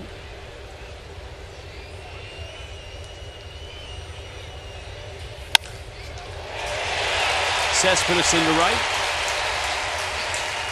A 1-out single. And here comes Loney.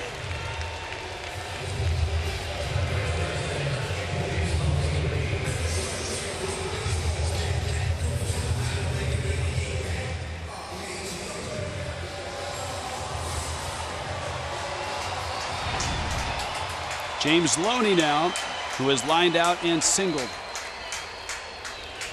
The Marlins knocking Matt Harvey out after 3 2/3 innings. The second shortest outing of his career. The shortest was also this year, 2 2/3 against the Nationals. Liner, Echeverria got it, and guess what? Got Cespedes. Just like that, Kohler is out of the inning. Curtis Granderson homer makes it 6-2 Miami.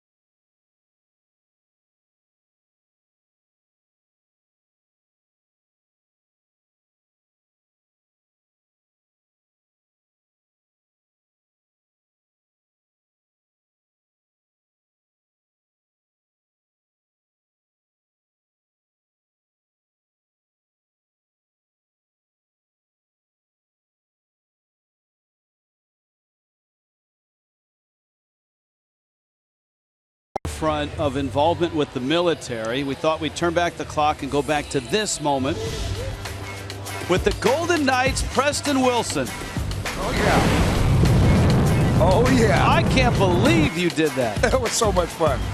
I can't believe I did it. I can't wait to do it again, Rich. My goodness. Well, where was this? It's Homestead Air Force Base down there in Miami, or South Miami, I should say. And, man, it was such a fun ride. It was. Look at you. Look at the smile on your face. Thumbs up. That's awesome. Yeah, so when I said I was having fun, I wasn't faking it. When you see that smile on my face, I was really enjoying it. Now, as Cole Gillespie is going to get the at-bat here, when you saw the highlights from last night's game in Fort Bragg and the Marlins' involvement, the reaction of players in the clubhouse, you've also visited, been on a military trip for the Marlins as well. What went through your mind last night and even today as you see those highlights? I think it's important for guys to see, with their own eyes, the sacrifice that those people, the servicemen and women, make. Because it's one thing just to see it in small clips on television, but when you go on the base and you realize a lot of times everybody on the base has to stay on the base for the most part. Every now and then they can leave, but it's a job and it's a city into themselves. All the work that goes into it, how specialized these people are at their jobs, and how much pride they take in it, and how much they willingly go to work and give up those freedoms for us to have what we have and do what we do. I love the pictures where they were both Marlins and Braves there together, going through a lot of these things. Very cool. Here's Real Muto. All he's done is go 3 for 3 in this ball game. Chris Johnson and Real Muto both with 3 hits. And you took an overseas. Did you take an overseas trip too? Right? Yes, I did. I went over to the Middle East to Oman, Dubai, and Qatar. Yeah, it was the United Arab Emirates as well. Who was with you from the Marlins organization? First baseman. You just, as soon as you threw me. Big. Justin Bohr. Justin Bohr. Justin Bohr, that's right. Good Lord. And the pitcher that ended up going to the Dodgers, Hatcher. Chris Hatcher. Very nice. Yeah, as soon as you asked me, I drew a blank. Good murder. But it was a really good trip. We really got to go and see all the things that they do, how they build the bases, how it's like a city. They have fire departments. It's really unique. How about JT Realmuto? Have a day. Have it 24 hours. After his big night last night on national television, he follows it up with a 4-for-4 day so far. And the Marlins, you have to give a lot of credit to the approach that these hitters are taking, Preston, because a lot of these hits by the right-handed bats are to right field. Yeah, they're going with the pitch. These Mets pitchers are trying to stay away, and they're just taking what they give them. That's it. And we've seen defenses really shift Realmuto over to the left side. Yeah, it's when you look at this Marlins lineup, they've done a good job of when it's Frank Menachino or Barry Bonds have done a good job of keeping these guys up the middle, making them stay right field, center field approaches, and they'll pull when they have to. But that's why the batting average is up. They're willing to take the singles.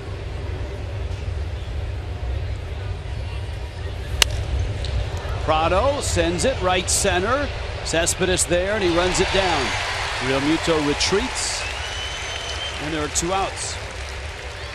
We had that all-star discussion just a few moments ago about who would get there and who is deserving. Jim is a longtime viewer, crack staff member. He threw out a question. What happens if they look at Fernando Rodney and his numbers? He has all-star numbers. Yes, he does. He does. I mean, you get a guy getting traded within the same league doesn't hurt his chances. The numbers are still there. Yelich now.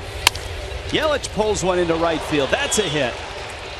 Cespedes has that great arm, and so Realmuto stops at second.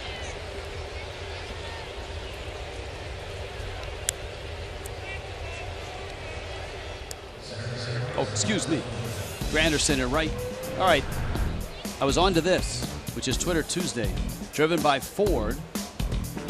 Tweets tomorrow, 6:30 start for Marlins Live, and a little social interaction.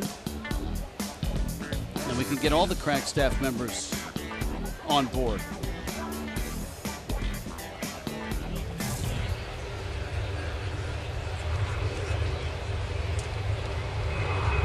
"25 years ago, everyone used to have a sports page. Now all you need is a phone or a tablet. That's right. Catch up on box scores, headlines from baseball, around sports. Ozuna, high pop.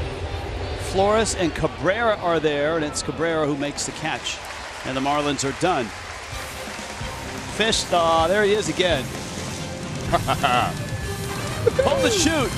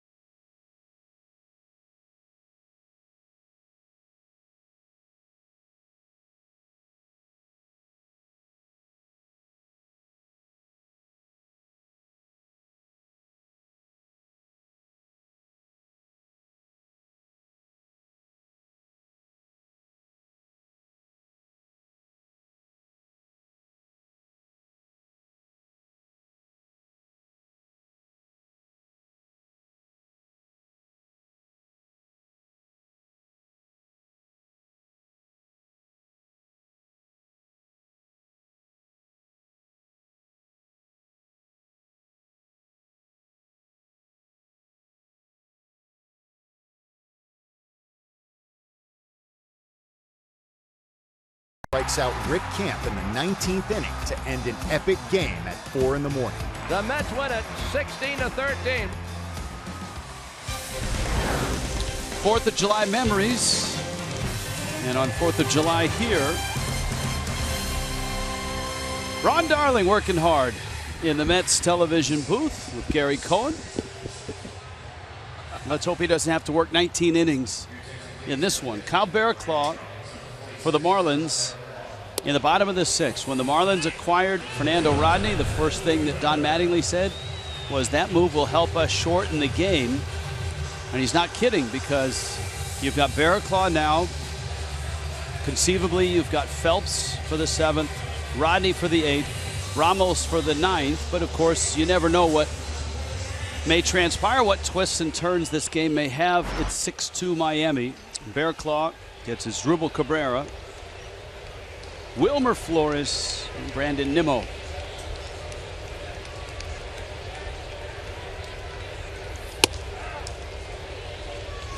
Fastball, a strike. Still waiting on Tom Hallion's first strike 3 call. Liner over the head of Prado.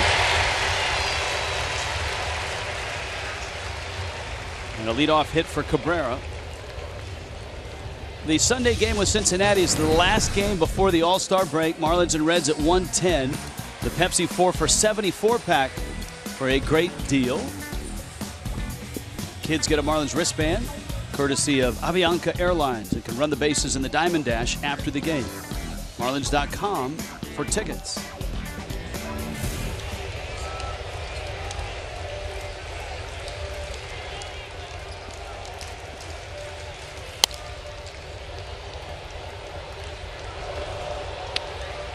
Wilmer Flores fouls it off. Flores 0 for 2. Mets have 8 hits, including 2 home runs, with both solo shots, Travis d'Arnaud and Curtis Granderson.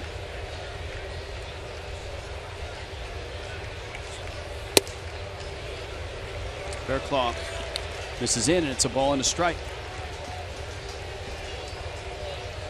5 innings of Tom Kohler.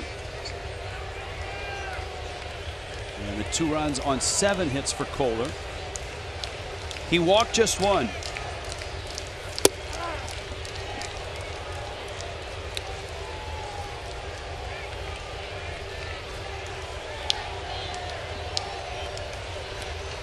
Mets fans certainly had a great time with the Cubs in town.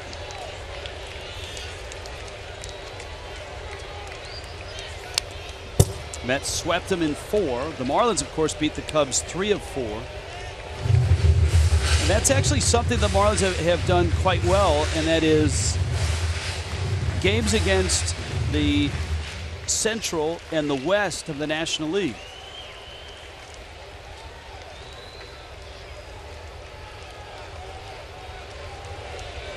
Marlins are 24-10 against the Central and the West combined.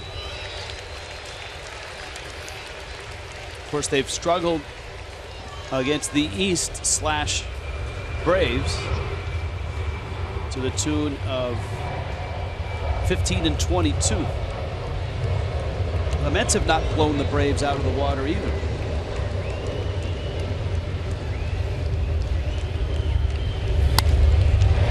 Flores to left. Yelich on a hop, round second. On his way to third is Cabrera. And all of a sudden the Mets have something going in the 6th.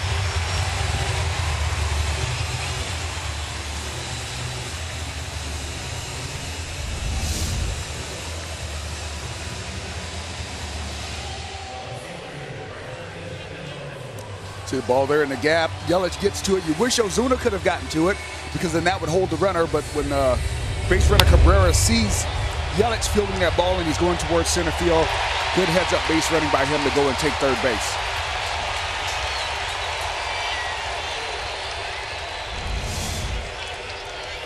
So Nimmo now, who is 1 for 2. You've got d'Arnaud on deck, who is homered.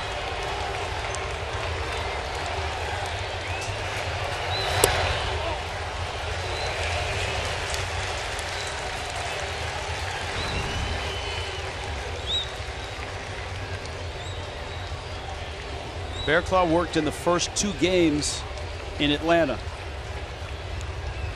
An inning in each.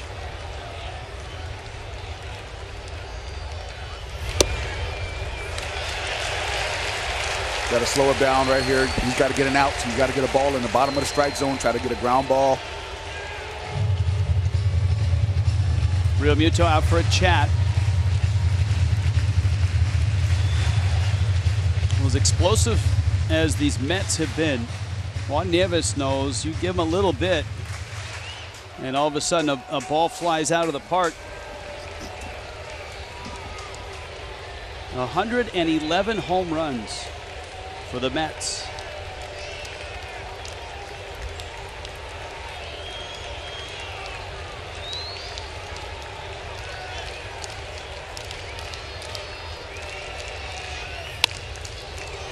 Ooh.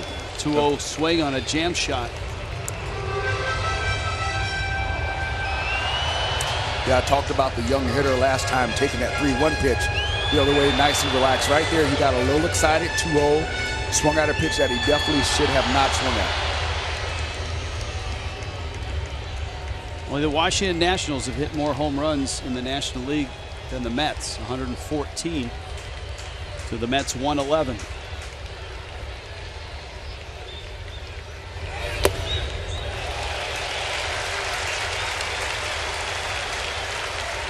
Now it's 3-1.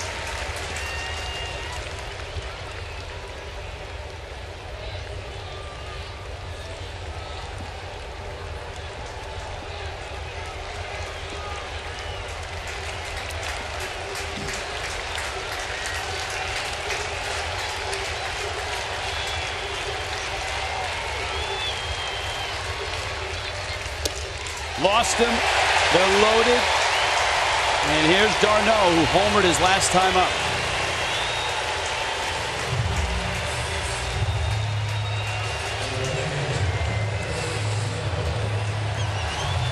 And a Juan Nieves visit. This was Travis d'Arnaud in the 4th.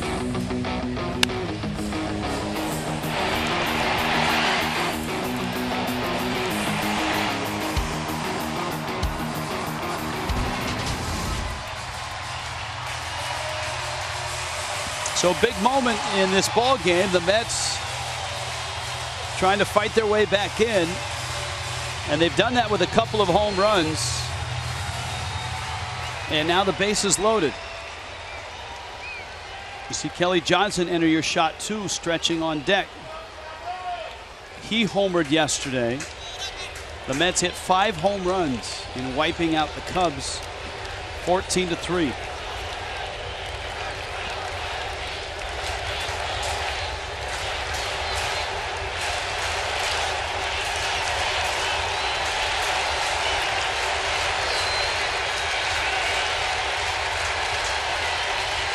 No place to put d'Arnaud. Infield is back for 2.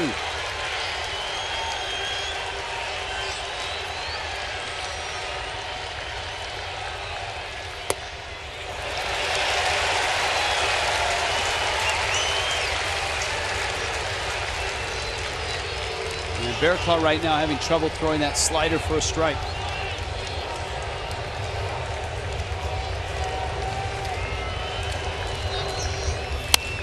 Fastball up the middle. Echeverria to first.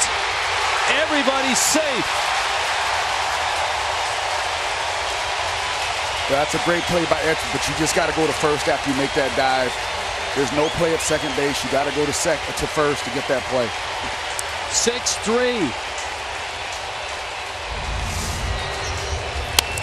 He does a great job by getting to this ball. He's got to get the out, though. Boy, that's fortunate that everybody's okay on that. It's a clean slide.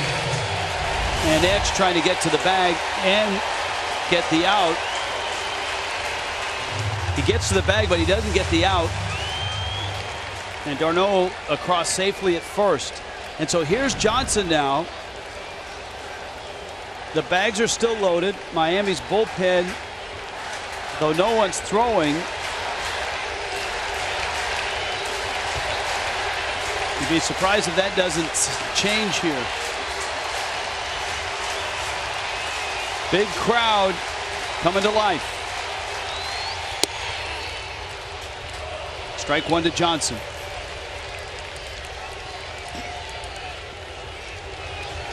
Career numbers with the bases loaded.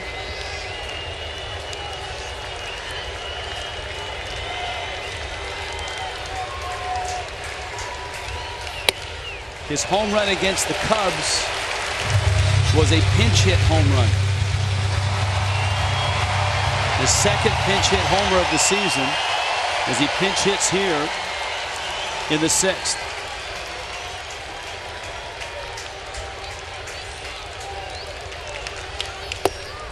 Slider, and Bearclaw gets out in front 1-2.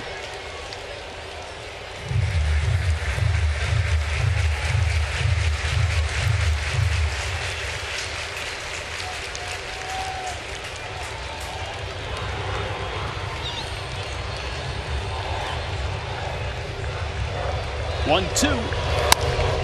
Bouncer to second. Dietrich. Echeverria got one there to first in time.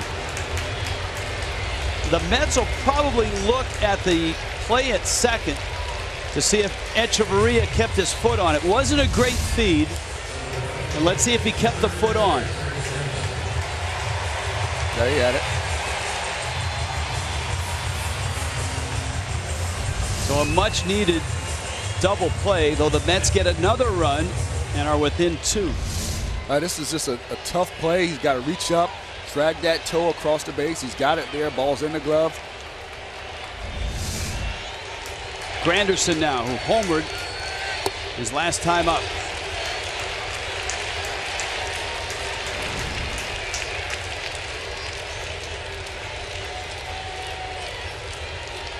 Bearclaw trying to limit it to just the 2 runs. Marlins pen is in motion now.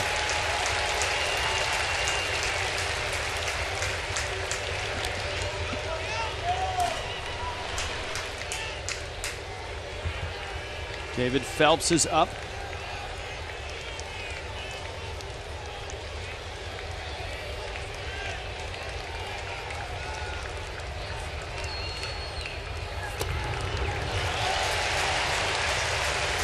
And it's 3-0 to Curtis Granderson. 15 home runs by Granderson. He popped 26 last year.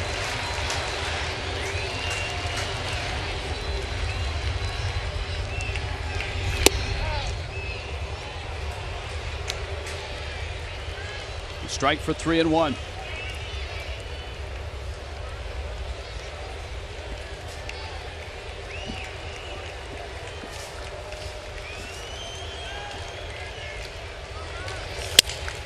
Busted bat, Echeverria, and a nice play.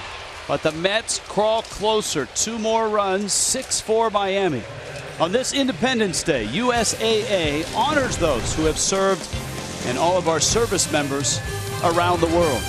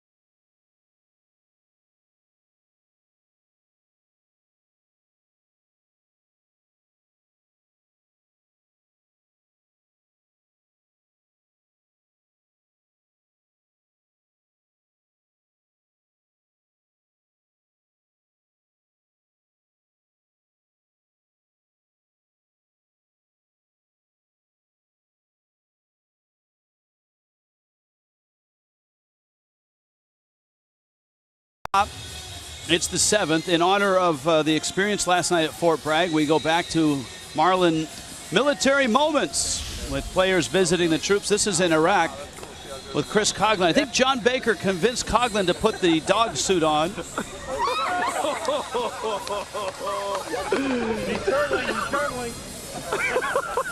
And that's Baker laughing in the background.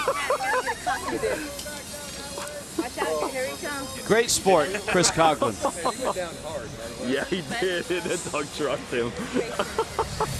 Yeah, I've seen that in action, Rich. And it is a fearsome thing to see. And those dogs are they're so well trained, first of all, but they're so vicious. Oh my goodness. I'm just glad that the suit is so thick. Yeah. I watched people do it. I wasn't getting in that suit. And protected. Hansel Robles, as the Mets have gone to their bullpen early with Goodell, Verrett, and now Robles working. Giancarlo Stanton. Infield playing Stanton to pull with Loney way off the line at first. Stanton has singled on a hard smash down the left field line. Struck out and then bounced to third.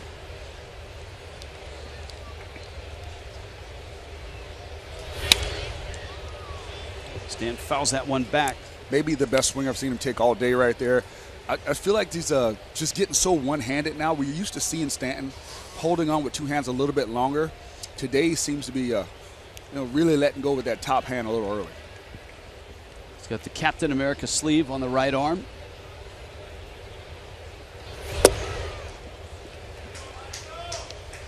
Matt Harvey 3 2/3 innings. There's the sleeve, which can barely contain him. See the seams already ripping on that thing. Jeez.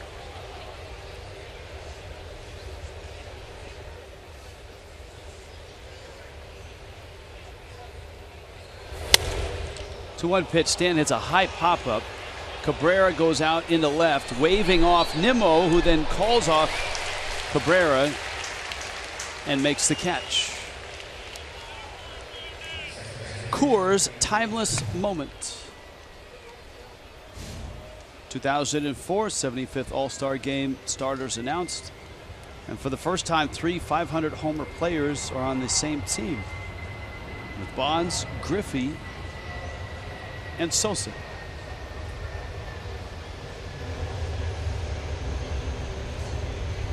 Dietrich now. There have been some hitters that have had great days for the Marlins today. JT Realmuto's 4 for 4. Chris Johnson's 3 for 3. Echeverria's got 2 hits. Yelich got 2 hits. Well, Dietrich, who's had some great days this year, is 0 for 3 with 3 strikeouts. And Robles, this is low and in. It's 2-0. Yeah, Matt Harvey did a good job of pitching him up in the zone and away, and threw some good fastballs right by Dietrich.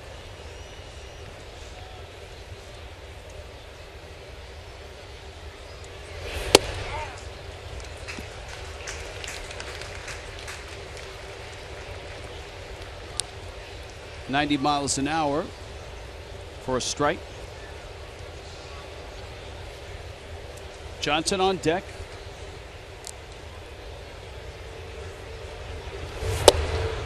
And Robles misses down. 97.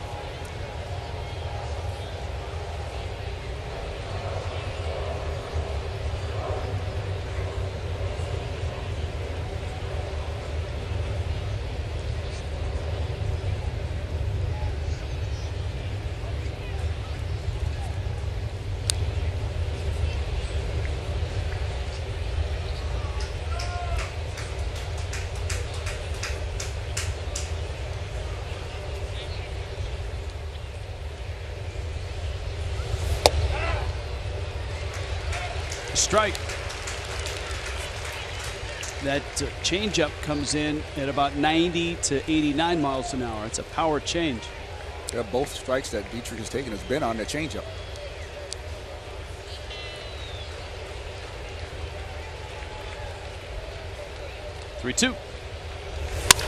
Dietrich smokes one into right. That's a hit. That has to feel good for Derek. A 1-out single, and here comes Johnson. Midsummer Classic coming to Miami in 2017, and you can sign up to receive ticketing updates, breaking news, all the information that relates to the Major League Baseball All-Star Game and All-Star Week at Marlins Park, July of 2017. Go to marlins.com/ASG. Of course, you have to show apple pie on the 4th of July. Johnson with 3 singles, all to right.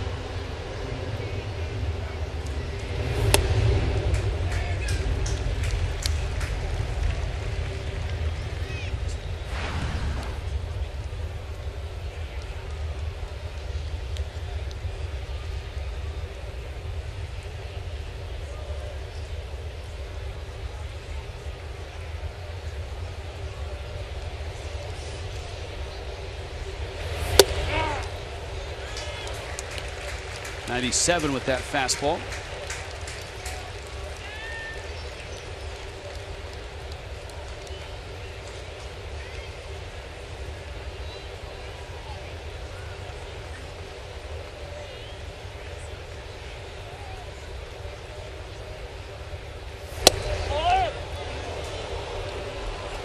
Now Robles.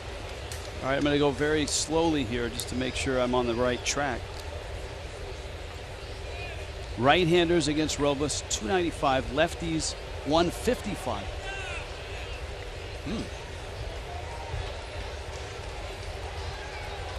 Must be that great changeup.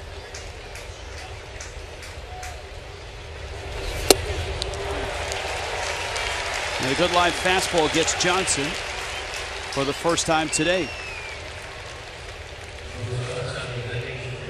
A lot of the finals in baseball that have already turned over are in the American League.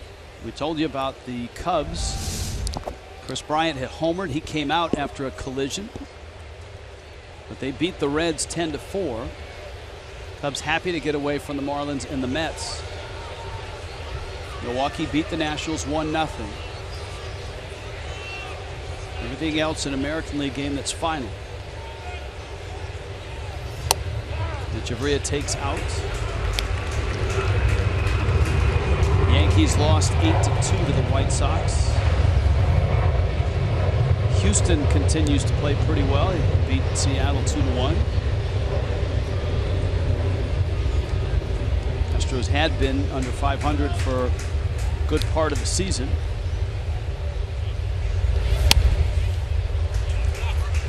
Echeverria fouls it back.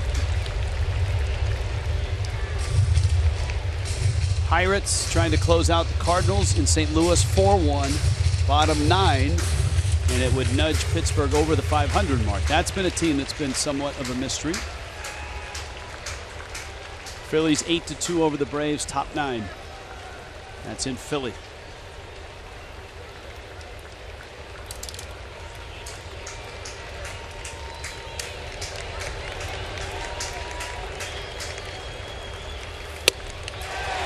Echeverria swings and misses. So Hansel Robles throwing hard. Strikes out a pair. 7th inning stretch on the 4th of July in New York.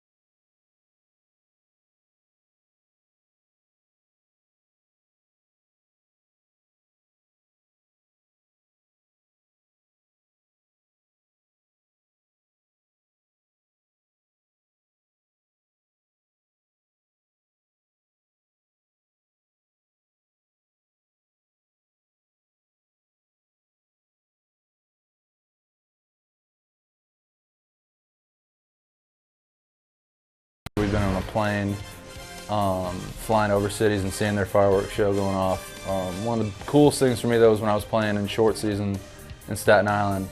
We were, and obviously Statue of Liberty was in like right center, so we saw New York City's fireworks show going off in the middle of the game, and then in left center we saw the Jersey shoreline having their fireworks show. So we got, you know, two pretty awesome shows out in the outfield during one game. It's pretty awesome. And of course, fireworks in and around New York to follow later tonight.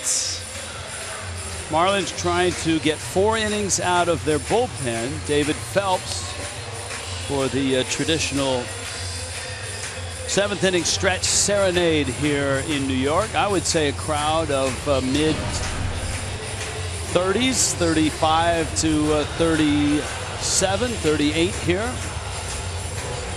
Lively crowd, buoyed by the sweep of the Cubs.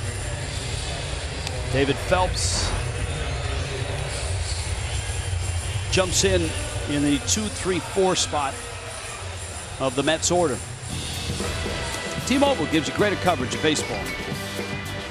Mark Teixeira, 5th switch hitting member of the 400 club. Seth Smith, 4 games, 4 consecutive games with home runs.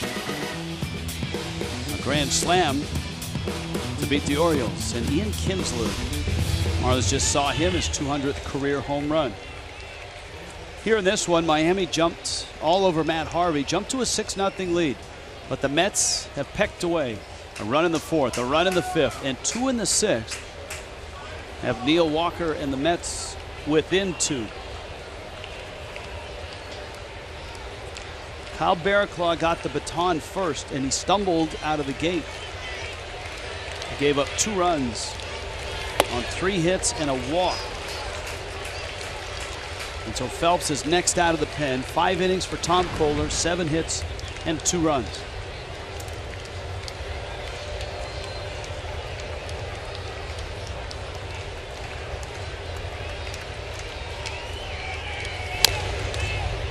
Breaky ball from Phelps.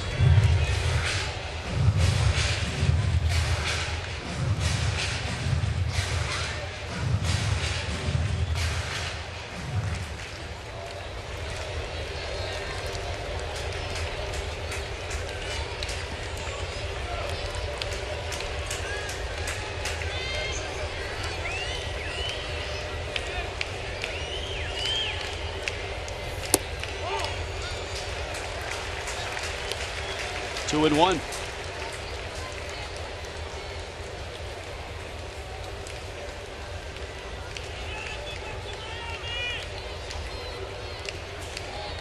Phelps worked last night, scoreless inning through 11 pitches, struck out 2.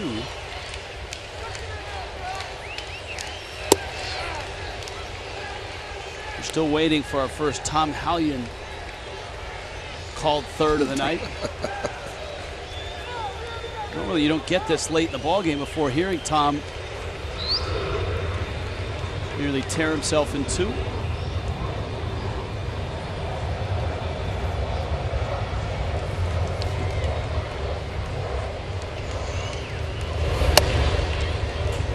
And not there either. It's 3-2.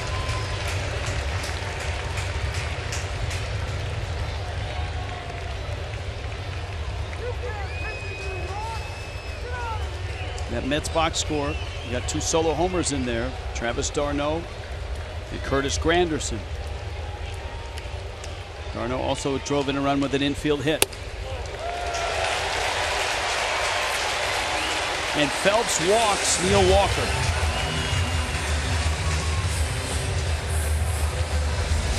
Let's see where it was. Oh, wow. Oh, wow. Got to get that pitch. That's a strike.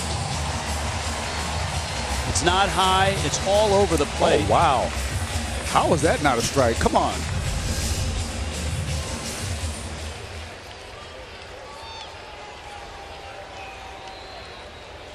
Well, Phelps now goes to work on Cespedes. He was popped out, lined out, and singled. Then you've got Loney and his Drupal Cabrera.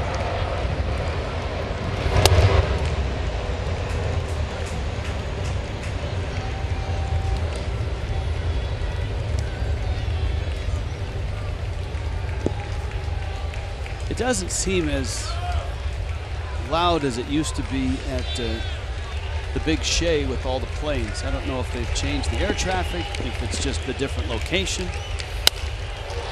Liner is foul. Preston, you were here for the salad days of Shea Stadium. Oh yeah. I remember some guys would call timeout during it, or pitchers didn't like the pitch during it. During the plane comes over.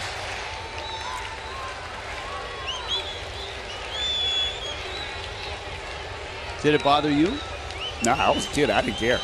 As a hitter, when I came there, nah, not really. I think most of that was done by then. You didn't get as much of that. But it was neat because you could actually feel the airplanes go over. You could feel it. 1-2.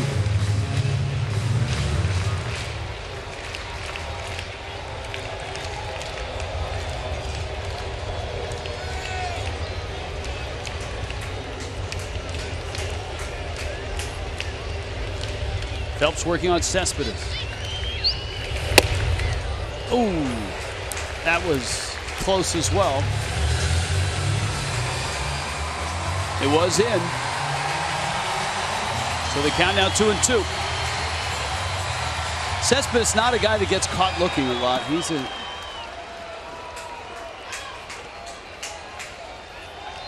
guy that likes to let it rip.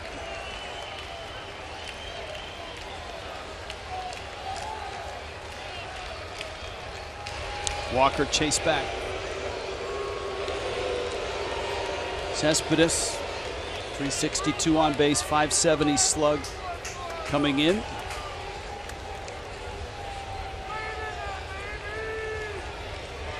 That slugging percentage has got him 6th in the National League.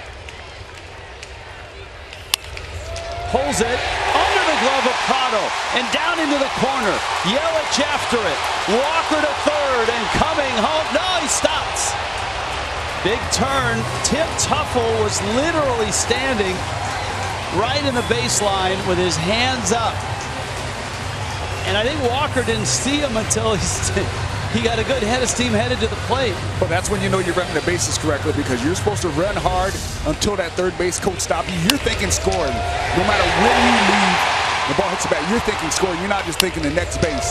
So good job by Walker. Also a good job by Tuffle, reading that Yelich got down in the corner and saw this ball really well, played it well, and saw that throws on line, and he holds up that stop sign.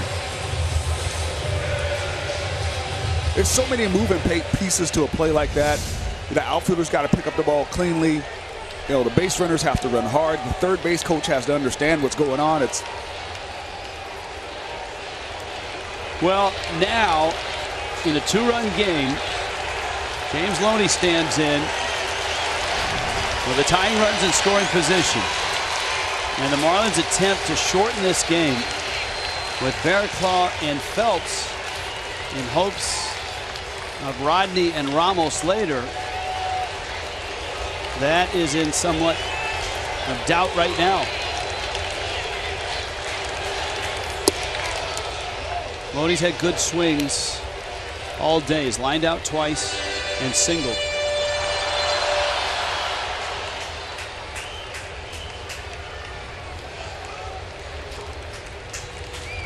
Cabrera's on deck.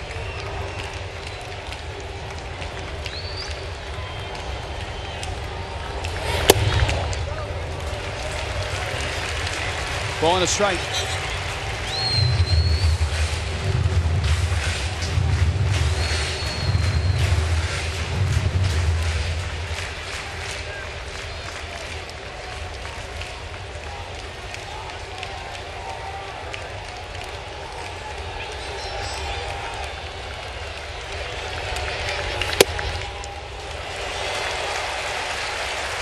Two and one.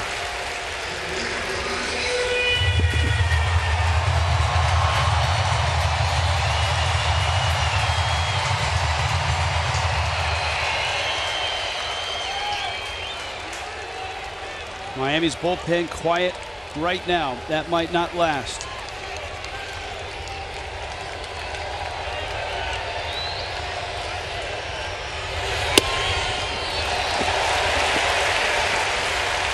3-1.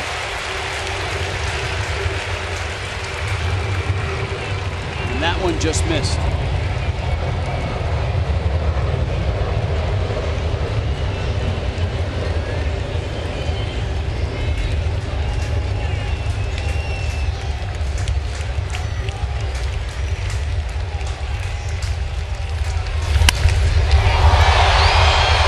Towards the line, Yelich giving chase.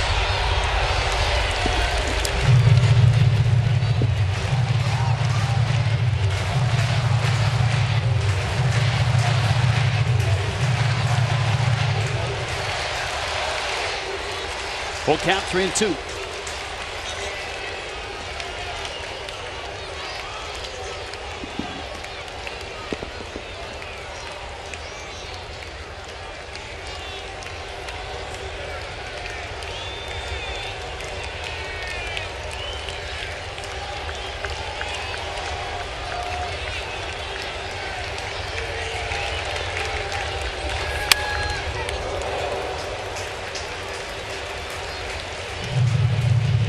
Still 3-2, 96 miles an hour in that fastball. 17 pitches in is David Phelps. Leadoff walk to Neil Walker. A double by Cespedes. Loney doesn't have a lot of power, but has barreled up 3 balls, 2 line drive outs and a single today.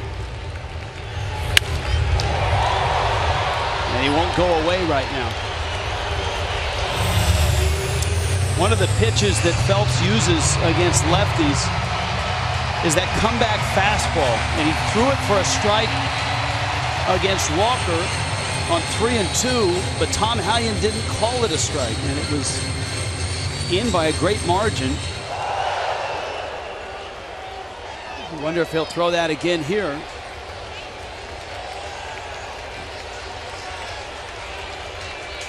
Walker and Cespedes. And Cespedes represents the tying run. Breaking ball bouncer. Mets are within a run now. Dietrich gets it out. And Miami's 6-0 lead has melted all the way down to just 1.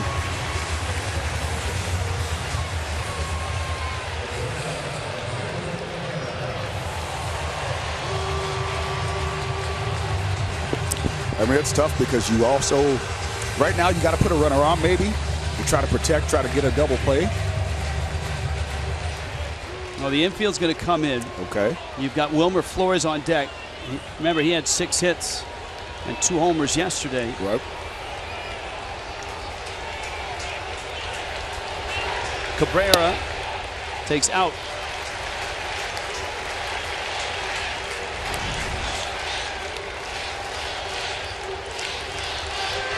Cabrera singles in the 2nd and in the 6th.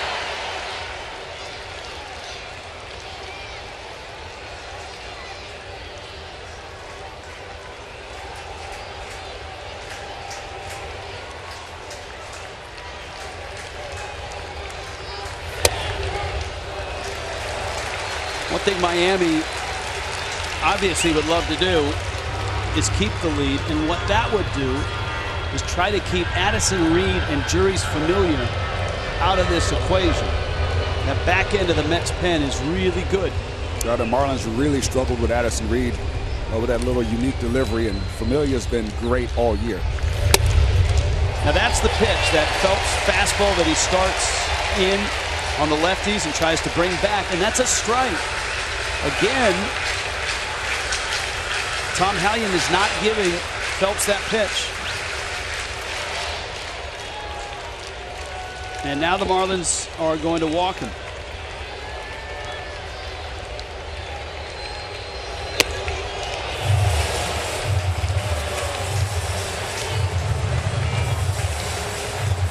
So the bags are loaded. Here is Flores.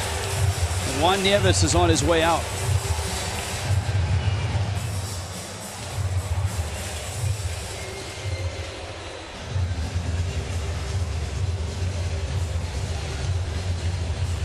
And a conference on the mound, everybody invited.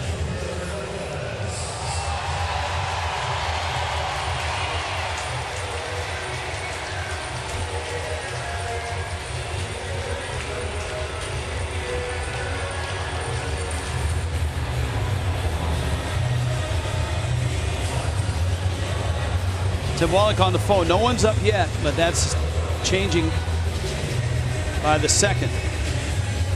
Flores, the hero yesterday, with his 6 hits, his 2 homers, his 3 runs scored, and his 4 runs driven in. First and third. Flores ready. Phelps to the plate. And he gets a strike with a 94-mile-an-hour fastball.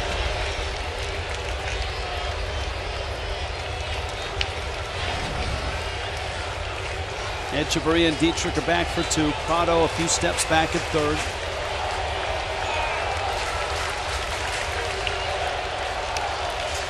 Got to get something, try to get Flores a roll over right here. Get your ground ball, get out of this inning. Another heater, and 96 again.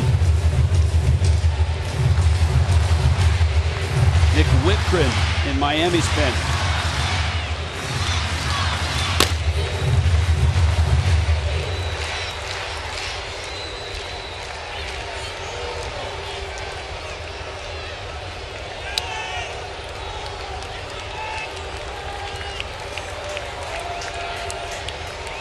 Some big hits at the Marlins' expense in Flores' career.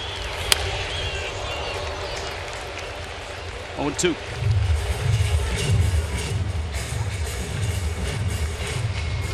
If Phelps can get Flores, you've got Brandon Nimmo, a left-handed bat, on deck.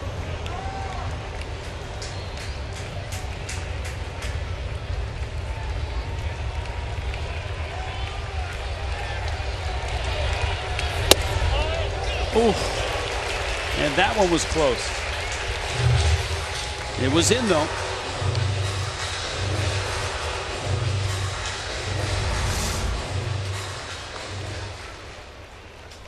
I like a cutter that backed up. See a little rotation on it? Center field camera is off center. So a pitch that's in like that from that angle looks closer. That's why those pitches on the other side of the plate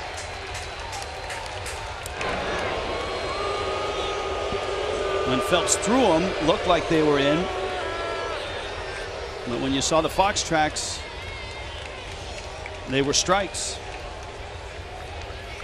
Count 1-2.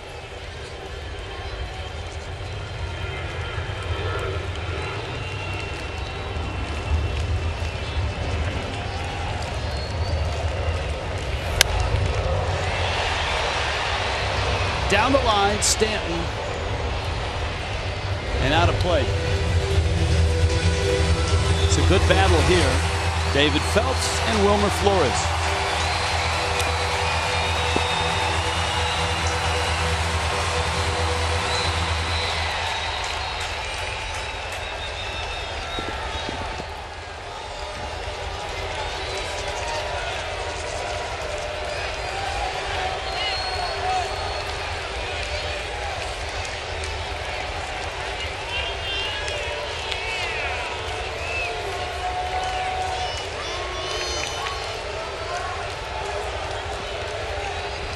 Ninth pitch.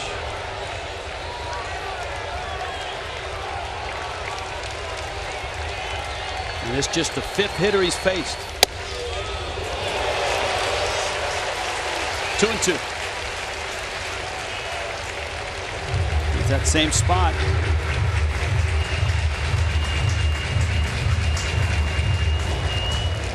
He got out in front with 2 fastballs. Both were fouled back. He's been trying to get that cutter last couple pitches and just can't get it.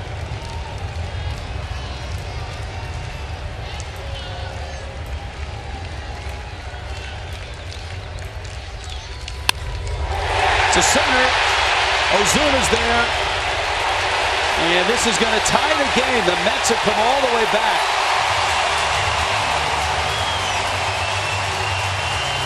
What an at-bat by Wilmer Flores.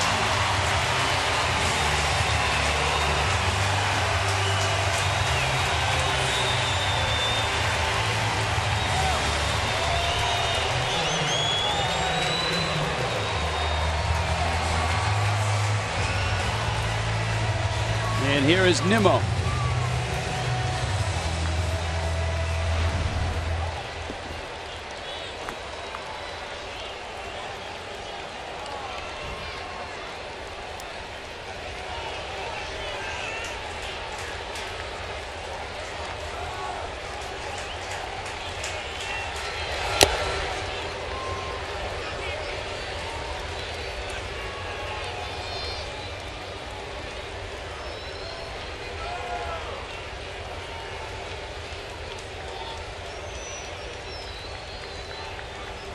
Oh and 1.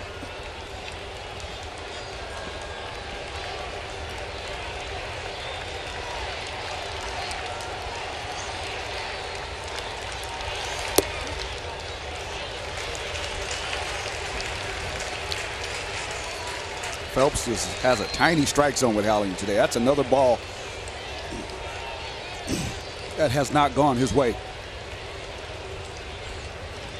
24 pitches from Kyle Barraclough, 32 from David Phelps.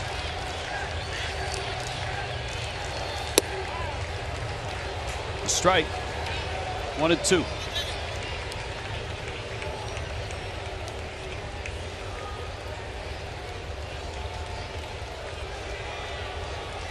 All three in the zone, yet the count 1-2.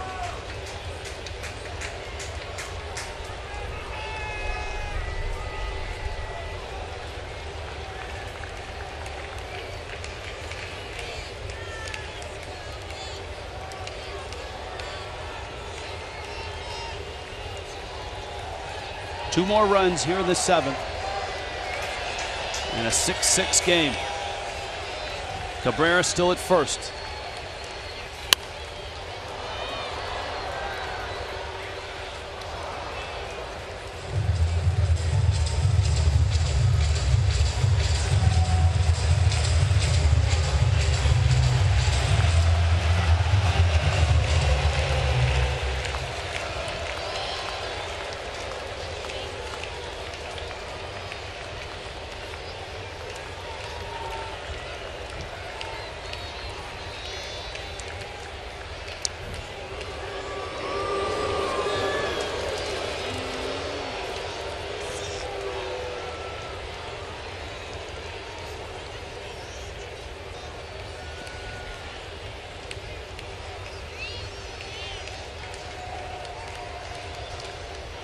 Nimmo back in. Long inning for Phelps. 35th pitch. Fastball up. And a stolen base.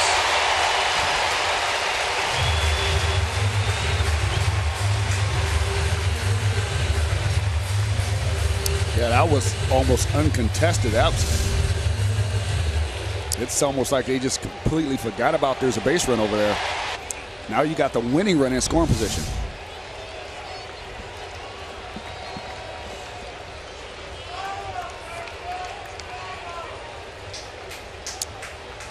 Sorry, go ahead run, not winning run. Not that late yet, Rich. No, but this inning is stretched into 36 pitches for David Phelps. And the amazing thing is, it's just a 6th hitter of the inning. 2-2. And he got him. So the inning ends. Phelps is not happy. The Mets have caught the Marlins. 6-6.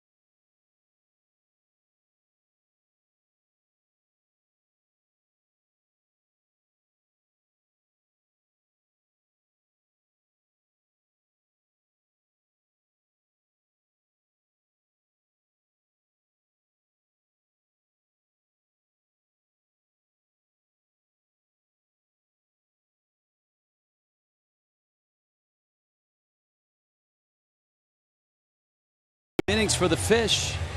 Hansel Robles, who pitched the 7th, will stay in. And Ichiro will lead it off for the Fish. David Phelps, angry as he left the mound, as we saw during that inning, squeezed. Ichiro takes a strike.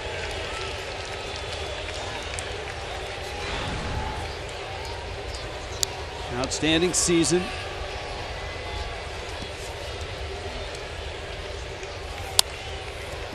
And he fouls that one back. He is 11 shy of 3,000. He's been able to pick up 7 hits as a pinch hitter.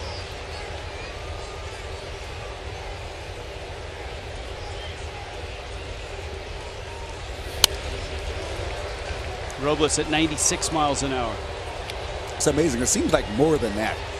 I mean, he's been going so well this year that it seems like he's a 7 is a lot, but it seems like he's got more than that.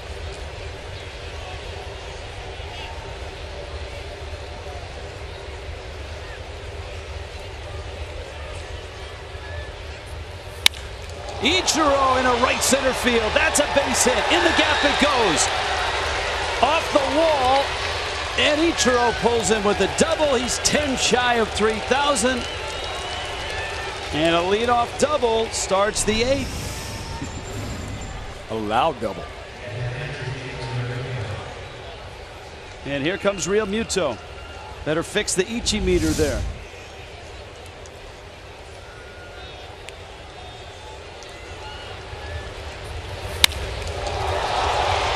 And there he goes. 10 away. 10 shy, and now the Marlins will try to get him over and get him in. Top of the order. You've got Real Muto, Prado, and then Yelich against Robles.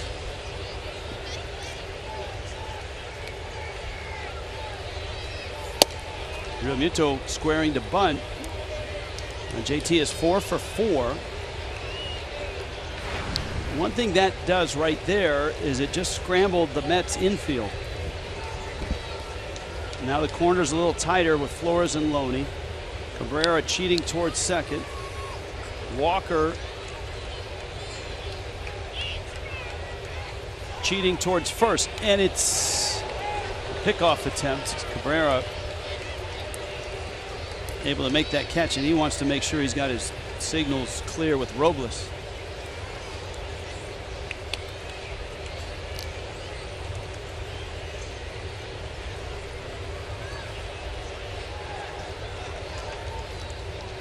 Ichiro the runner at second. Leadoff double. And a 6-6 game in the 8th.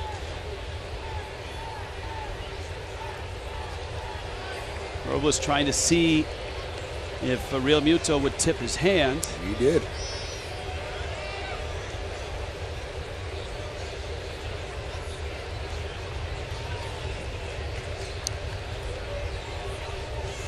Squares, pops it up.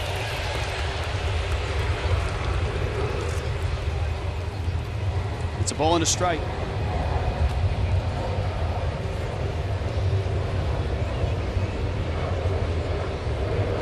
Real Muto is 4 for 4. He's got 1 sacrifice bunt in his career. Yeah, but you know, that's why you work on it all the times in batting practice. So just in case you get called upon to do it, you can get it done. He squares early now, pulls it back, squares again, and takes it in. Yeah, I've always been a believer of, if you're going to do it, you might as well work on it hard. And I see way too many guys in the big leagues just go through the motion with their batting practice bunts, and they don't really care to get them down. And you never know when you might really need to. You may not be swinging the bat well, and that'll be a reason why they don't take you out of the lineup, because you can get the sack bunt down. Instead, you can't get the bunt down and you yanked out of the lineup. I hate it coming off the field. Well, Robles has missed in, and now it's 3-1. Does that change your thinking here? I mean, it's a lot different bunting on a first pitch or an 0-1 pitch. Now it's 3-1. Well, the objective is still the same, to get that run over there. Well, let's see what's up. Petro at second. Realmuto does square. Sets it down, and it's a foul ball. And now the count's 3-2.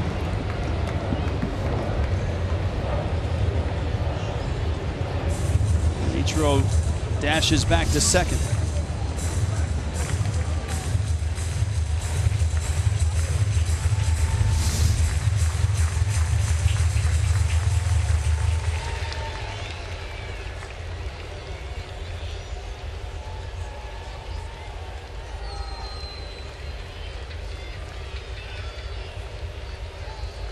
Full count.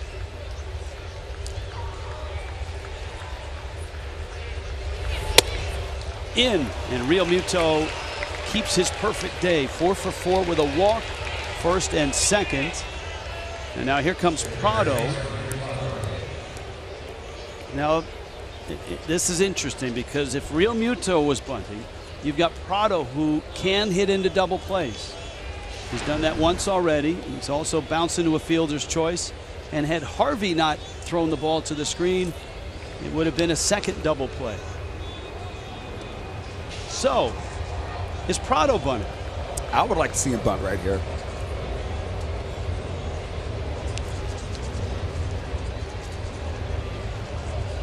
He squares. Ooh. And pops it foul. Can't jab at it like that, though. Just get it out there and just let the ball hit the bat. That's a pop-up waiting to happen when you jab at it. Watch this. See this little push right at the end? Right there. Because what happens is when you push, the bat drops. It's a natural motion that when you push, the bat's going to go down, so you're going to hit the bottom of the ball. You just want to let it hit the bat.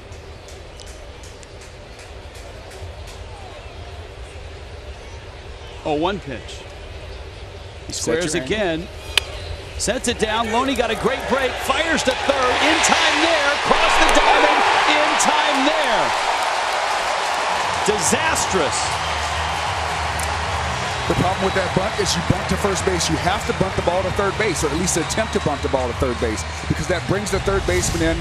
Like he's set to bunt this ball to first base. Like that's a poor decision to bunt the ball that way. The first baseman is the free player. He's that roving fielder, so to speak, on that play. His job is to field the ball. That's just bad. That's bad execution. That's bad thought process. You cannot bunt the ball to the first baseman right there. And so the Marlins are left with Realmuto at second and 2 outs of what looked like a promising inning. Kendall Toyota call to the pen.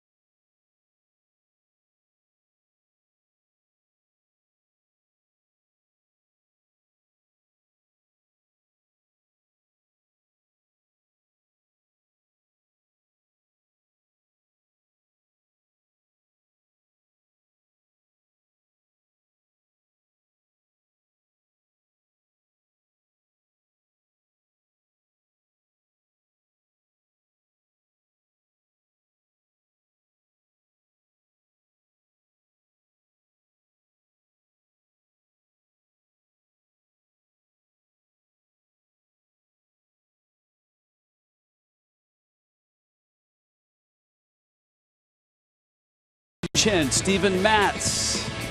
Marlins and Mets tomorrow, 6:30 start for Marlins Live. A lot of twists and turns, especially late in this game. The Mets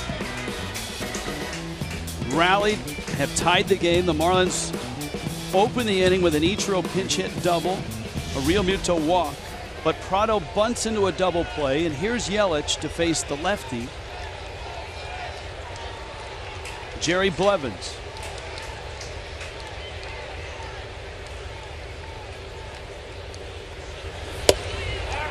If you measure relievers by inherited runners and what they do with them, Blevins is really good. He has stranded 26 of 28 inherited runners.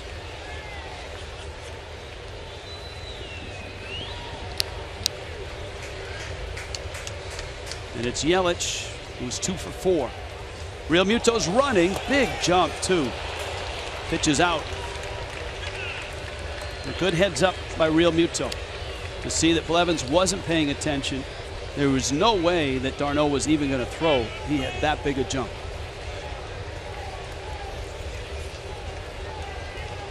And so now he's 90 feet away. And obviously if Blevins bounces one to the screen,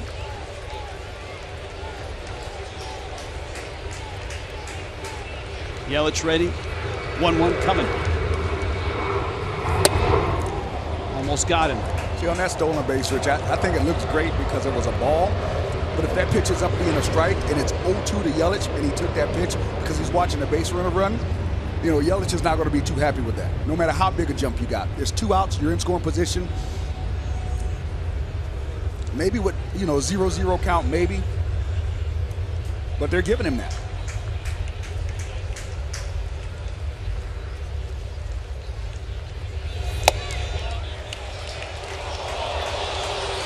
Blevins wanted it. Tom Hallion didn't give it. And it was out. That's a spray chart right there, isn't it? Yeah, it is. Ozuna's on deck. There's a pair of right-handers ready in the Mets pen. And so Blevins is here for one man, and that's Yelich.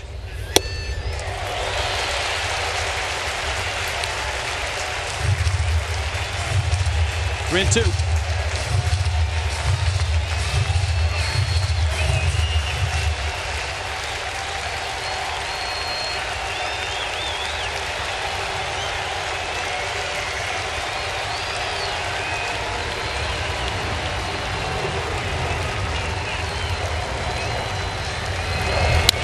Yelich, a liner down the line, and foul, just foul.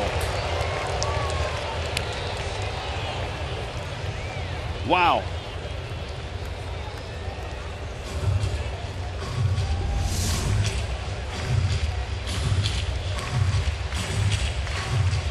That close.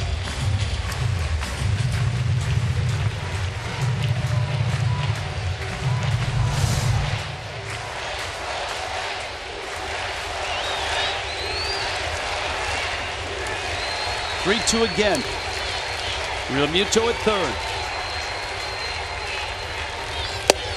Got him. Yelich strikes out. The Mets escape, and the Marlins waste a great opportunity. Still 6-6.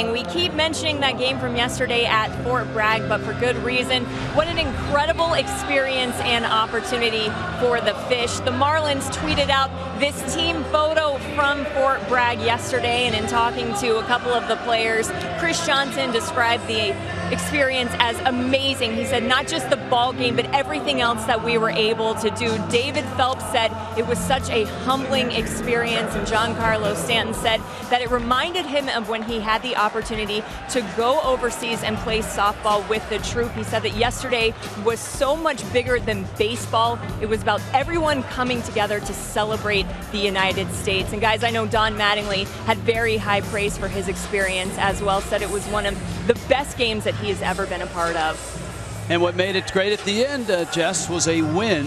Fernando Rodney pitched the 8th inning last night, and here he is in the middle of a wild game. Marlins had a 6-0 lead. Mets have come back to tie it 6-6. Marlins with an opportunity at the top of the 8th, and it evaporates on him. And so now Rodney's job is to keep it at 6-6.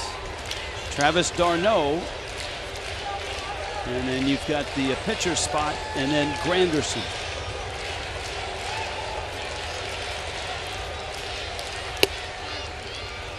Change up for a strike. Juan Ligares has emerged on deck and looks to be ready to pinch hit.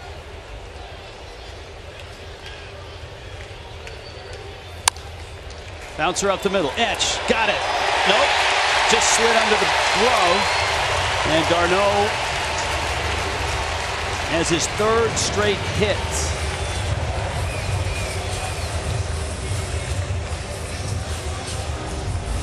And here comes Ligares.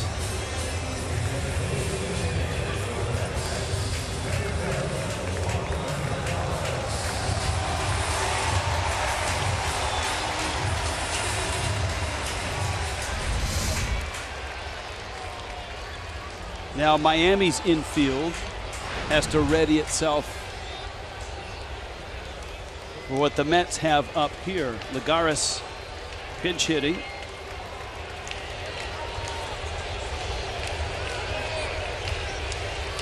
He squares, and Rodney misses out.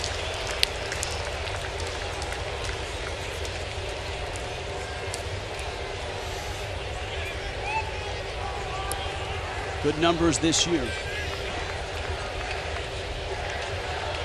He's been on the disabled list since mid-June with a sprained thumb. Bunts a good one. Prado bare hands and throws out. Oh no, he dropped the ball. Phil Cuzzi said that Dietrich dropped the ball. I thought the focus would be, did he keep his foot on the base? But Cuzzi pointing to the ground. And so obviously a play that's going to get reviewed. And Phil Cuzzi right now is headed towards the phones.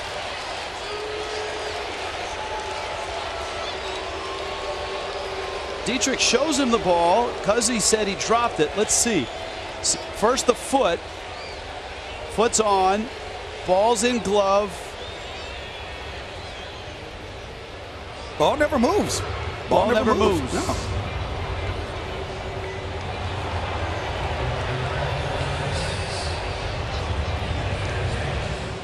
So the play's under review. At the very least, it's a sacrifice bunt.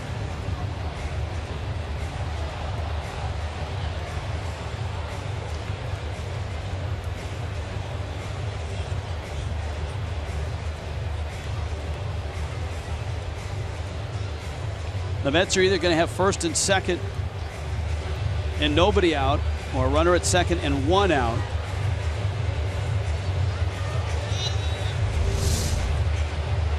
Now, one thing to remember here is that the original call is safe. So that replay has to conclusively show that he held it Now the ball makes contact with the ground, but it's still in the grip of the glove.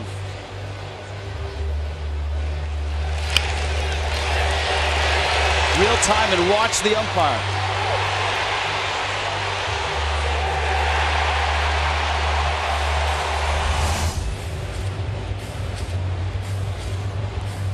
Rodney remains on the mound. Players looking up at the replay board.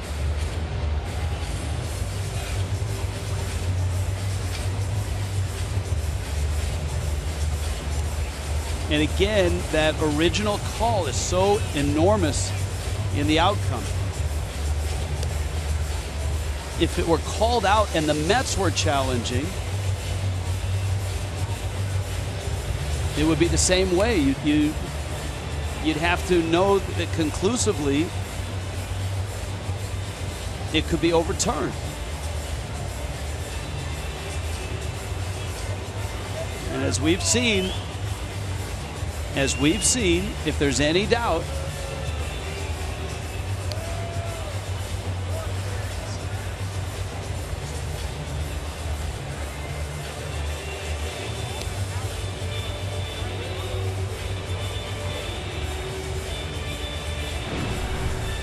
so there's your challenge, and it's a long one, which means this is an intricate review process across the river over in Chelsea Piers.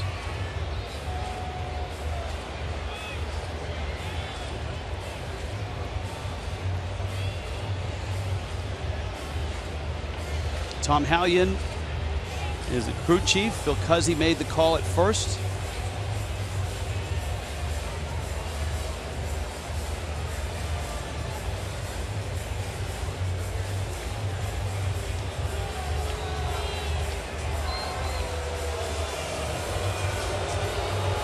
And you can actually see Phil Cuzzi talking to the umpires in the replay studio. Tom Hallion, he's out. So the Marlins, a successful challenge. They get that out, but the Mets still have the go-ahead run at second base. The call is overturned.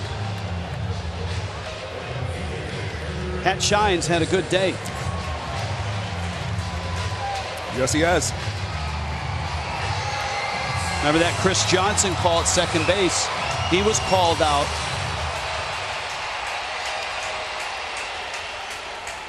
Now Rodney still has some hot hitters to deal with. Granderson, Walker, and if anyone reaches, Cespedes. Change up for a strike.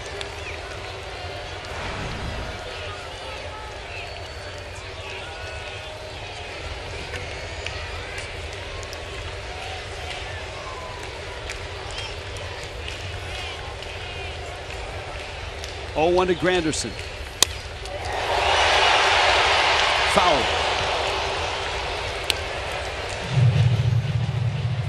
See, hitters get all happy because they hit the ball hard and pull the foul. Guys like Fernando Rodney, they're like, that's exactly what I wanted you to do. Go ahead and swing at it and pull it foul. It's just a strike.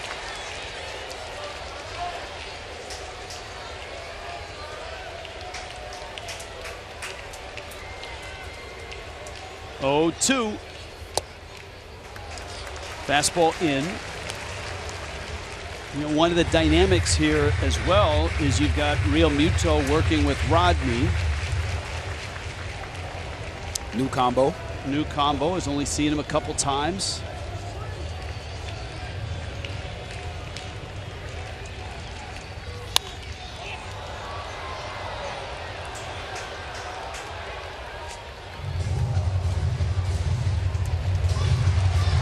Rodney's getting it up there at about 95 when he throws his fastball.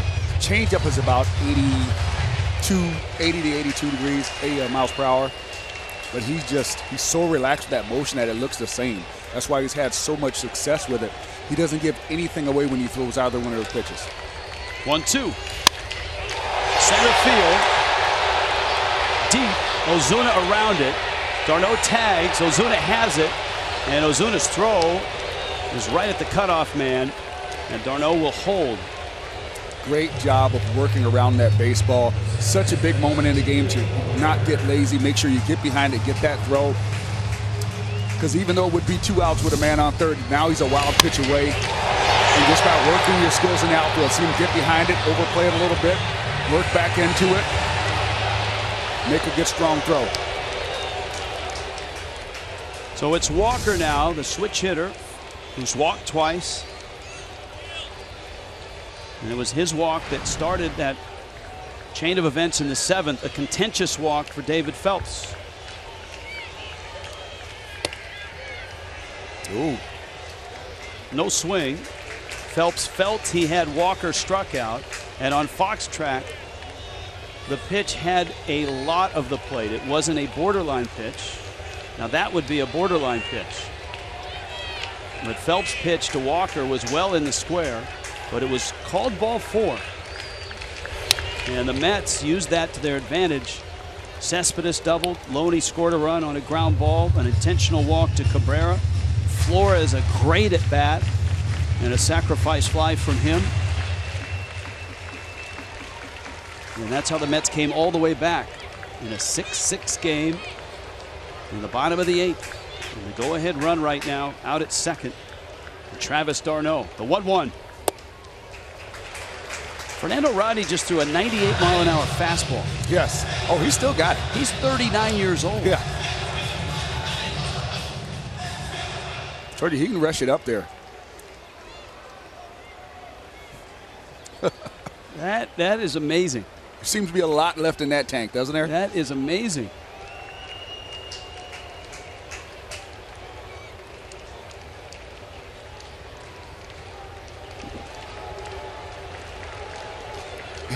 And it's just kind of like this all shucks kind of motion that he has going to the plate.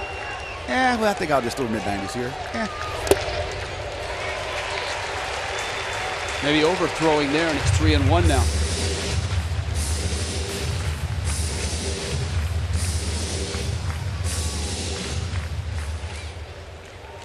Cespedes on deck there has already extended his hit streak to 8 games today with a base hit.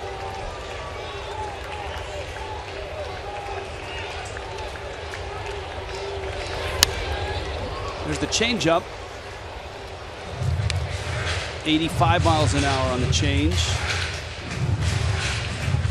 You know, there's in baseball a lot of guys that throw 97, 98. I think we saw this with Robles. They have a power change that comes in like at 90.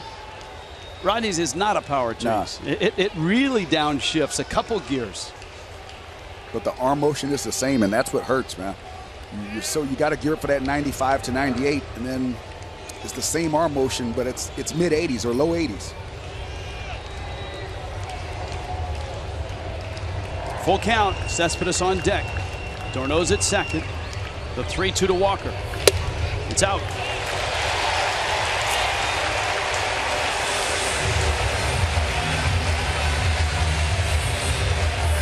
Nothing's been easy for the Marlins bullpen. Not for Kyle Barraclough, who gave up 2 runs in his inning. Not for David Phelps, who gave up 2 runs in his inning. And not for Fernando Rodney, who has 2 base runners in his inning.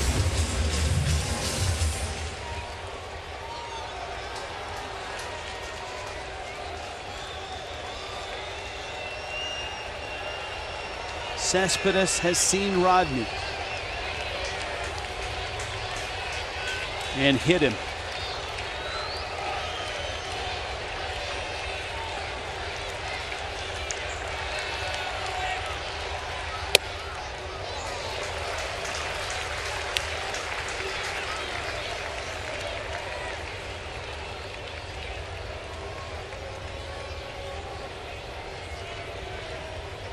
d'Arnaud. Walker at first. Change up in the dirt.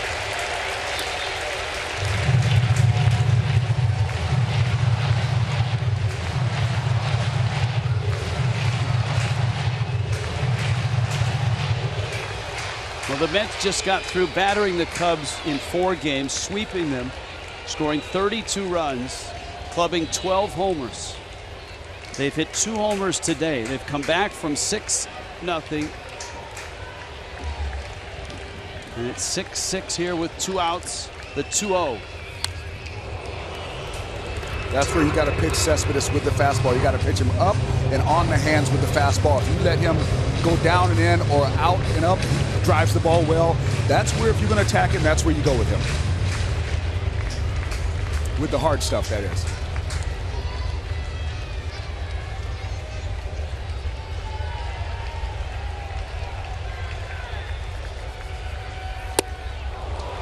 Good sink on that one.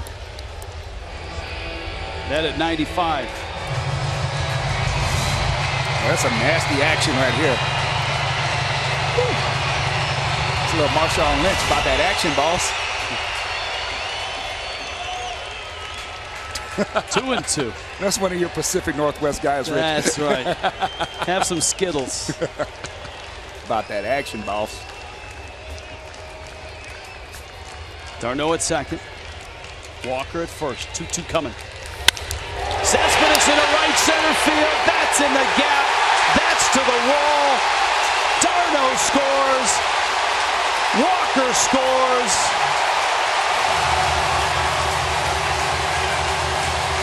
He got his arms extended, as you pointed out, and Cespedes gives the Mets a 2-run lead.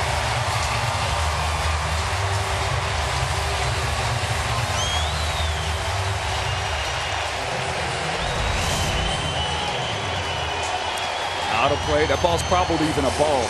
It's out of way. He just gets those arms extended, throws the barrel on it, and drives it into the gap. Nobody's home out there. 2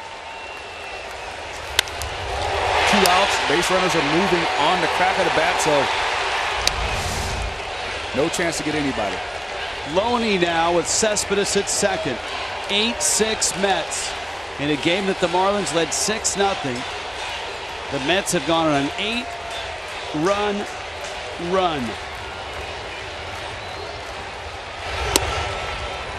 Loney swings. It's 0-2.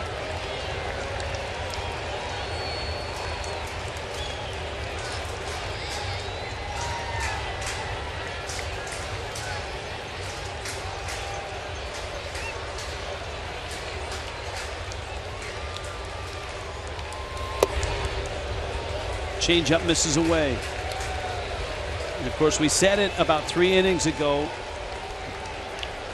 The Marlins want nothing to do with this guy, Jeurys Familia, or even Addison Reed, who'd been tough on the fish. They avoided Reed, but now that the Mets have passed the Marlins in the bottom of the 8th, it's Familia who's getting ready.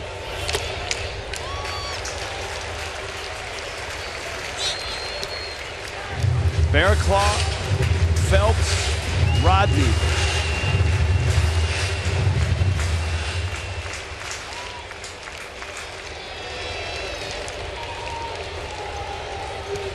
And the Mets have hung 2 runs on each of them after getting 2 against Tom Kohler.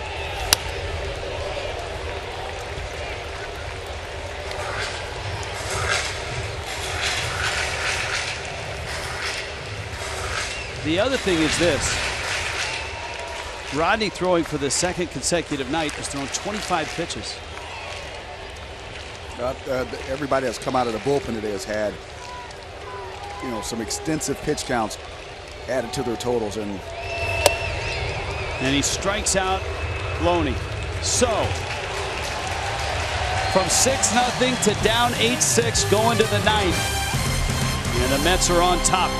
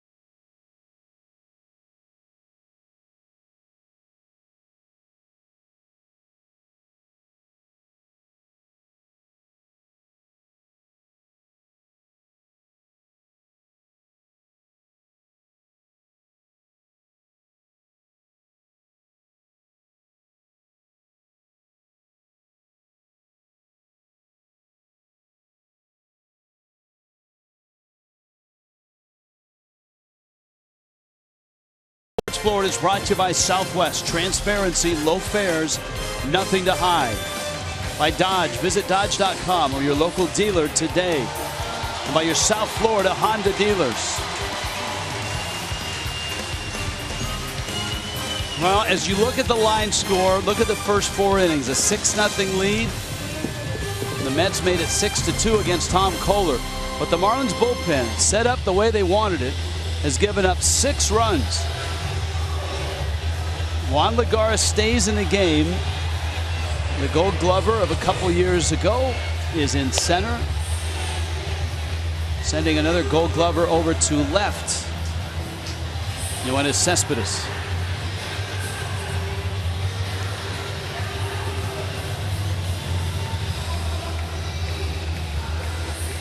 And Juris Familia takes center stage in front of over 30,000 here at Citi Field. 28 saves is most in the majors. He's 28 of 28. Since the start of last year, he's got 71 saves, 44 in a row. A franchise record. Ozuna first.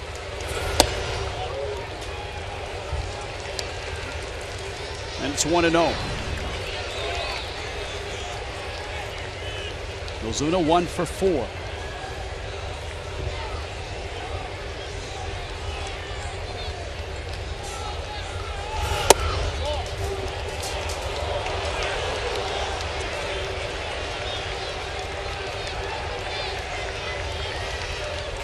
Two and 0.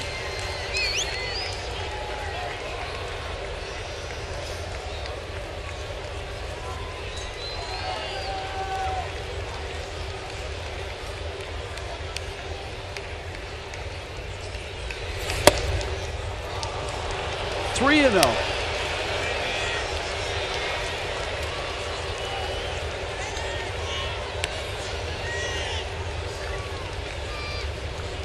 Well, they'd love to get a base runner, the Marlins would. You've got Stanton, Dietrich, Johnson. Remember, Justin Bour did not start with that sprained right ankle.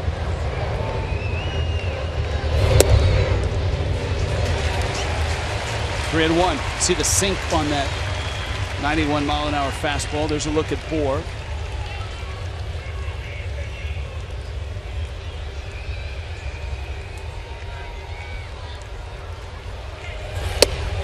Pitch is in. Ozuna's walked. Stanton comes to the plate as the tying run in the 9th with Miami down 2. MLB.com at bat up to the moment. Game day. You get live game video highlights, StatCast, news, and more. Download MLB.com at bat, the #1 app for live baseball on your phone and tablet. Stanton in this one is 1 for 4. A single, a strikeout, a bounce out, and a pop out.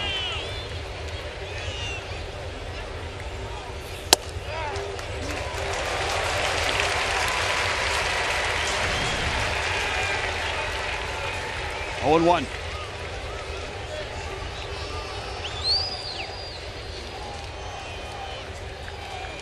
Outfield very deep and towards right center.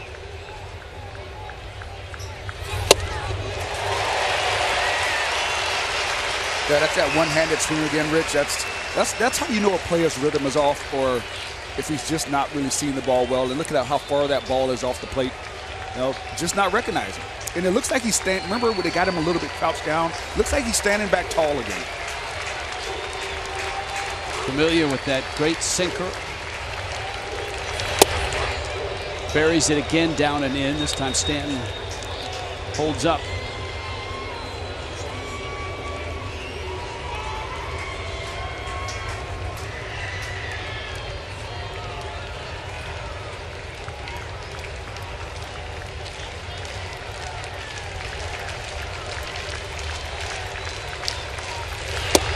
It's in. It's been almost a year since Familia blew a save. July 30th of last year against the Padres.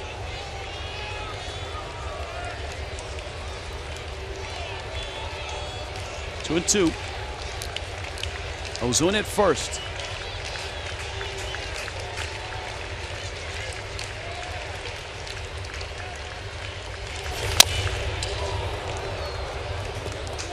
Sound like he broke his bat. And the count stays 2-2.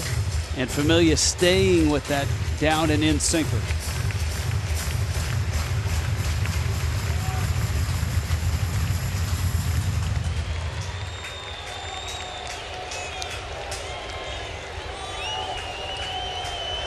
The difference in this game has been bullpens. The Mets pen has kept the Marlins off the scoreboard since the 5th inning. And Stanton swings and misses and strikes out.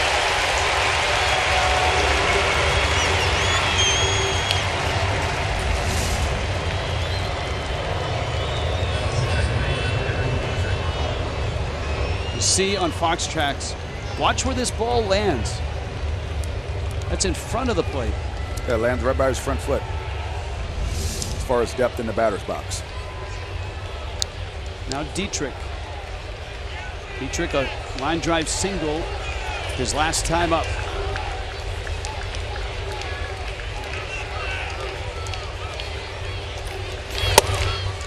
And Familia misses out. Johnson on deck. And then Echeverria. You saw the shot of Bohr. And from that shot, an indication that he's not available to pinch hit. Marlins have used Gillespie and Ichiro as pinch hitters in this one. That's a strike.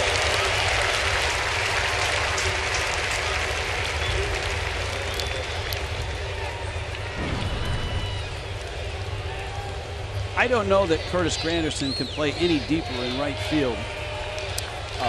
Not without being able to order a hot dog from a vendor.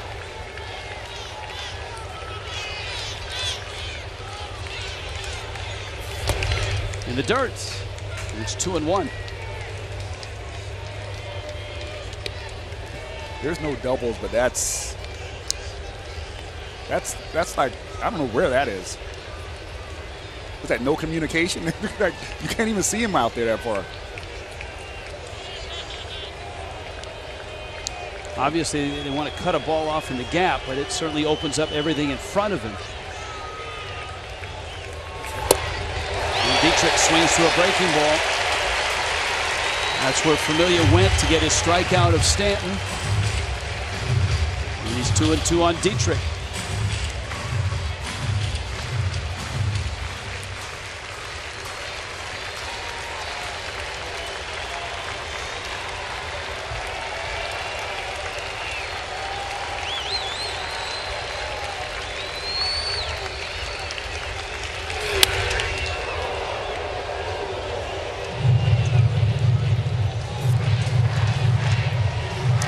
They have to be pretty much just betting on Dietrich not being able to pull the ball, because he doesn't even have to hit it hard to get a double to right field, because Granderson is going to have so far to go, and then to make that throw, remember, he's a right-handed throwing right fielder.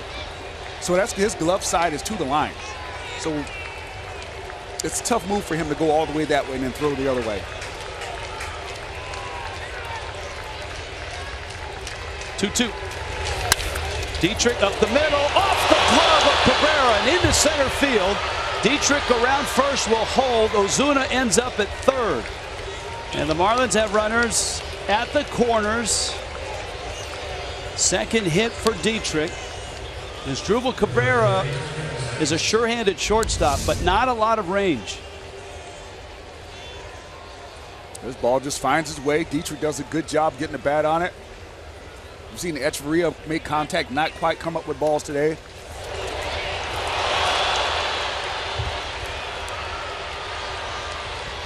Now Johnson, who is 3 for 4. All 3 of his hits to right field. Drove in a run in the second. He scored a couple runs.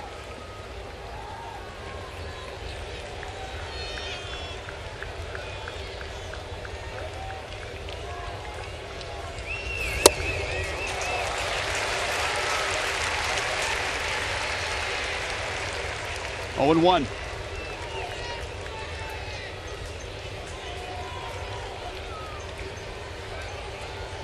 Mets holding Dietrich.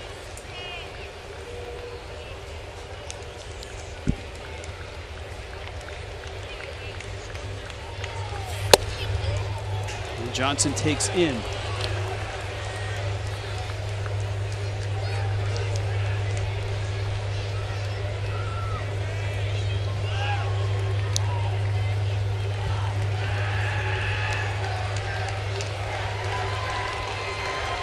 Zut at third. Dietrich first.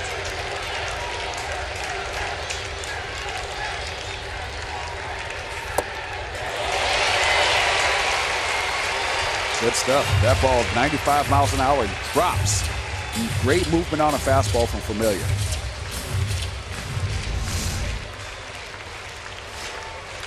Wow.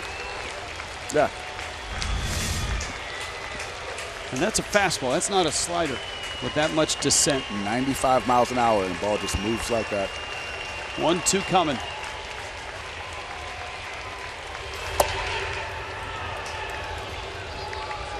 And again, down and in.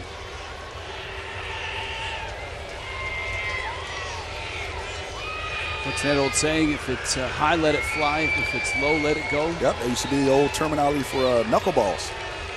Because when it's down, it's going to dive in the dirt. When it's up, you let it go. Turn that swing loose. Easy to say, tough to do when it's 95 and above. Johnson slowly hit Cabrera to the bag, and the Mets are going to win it.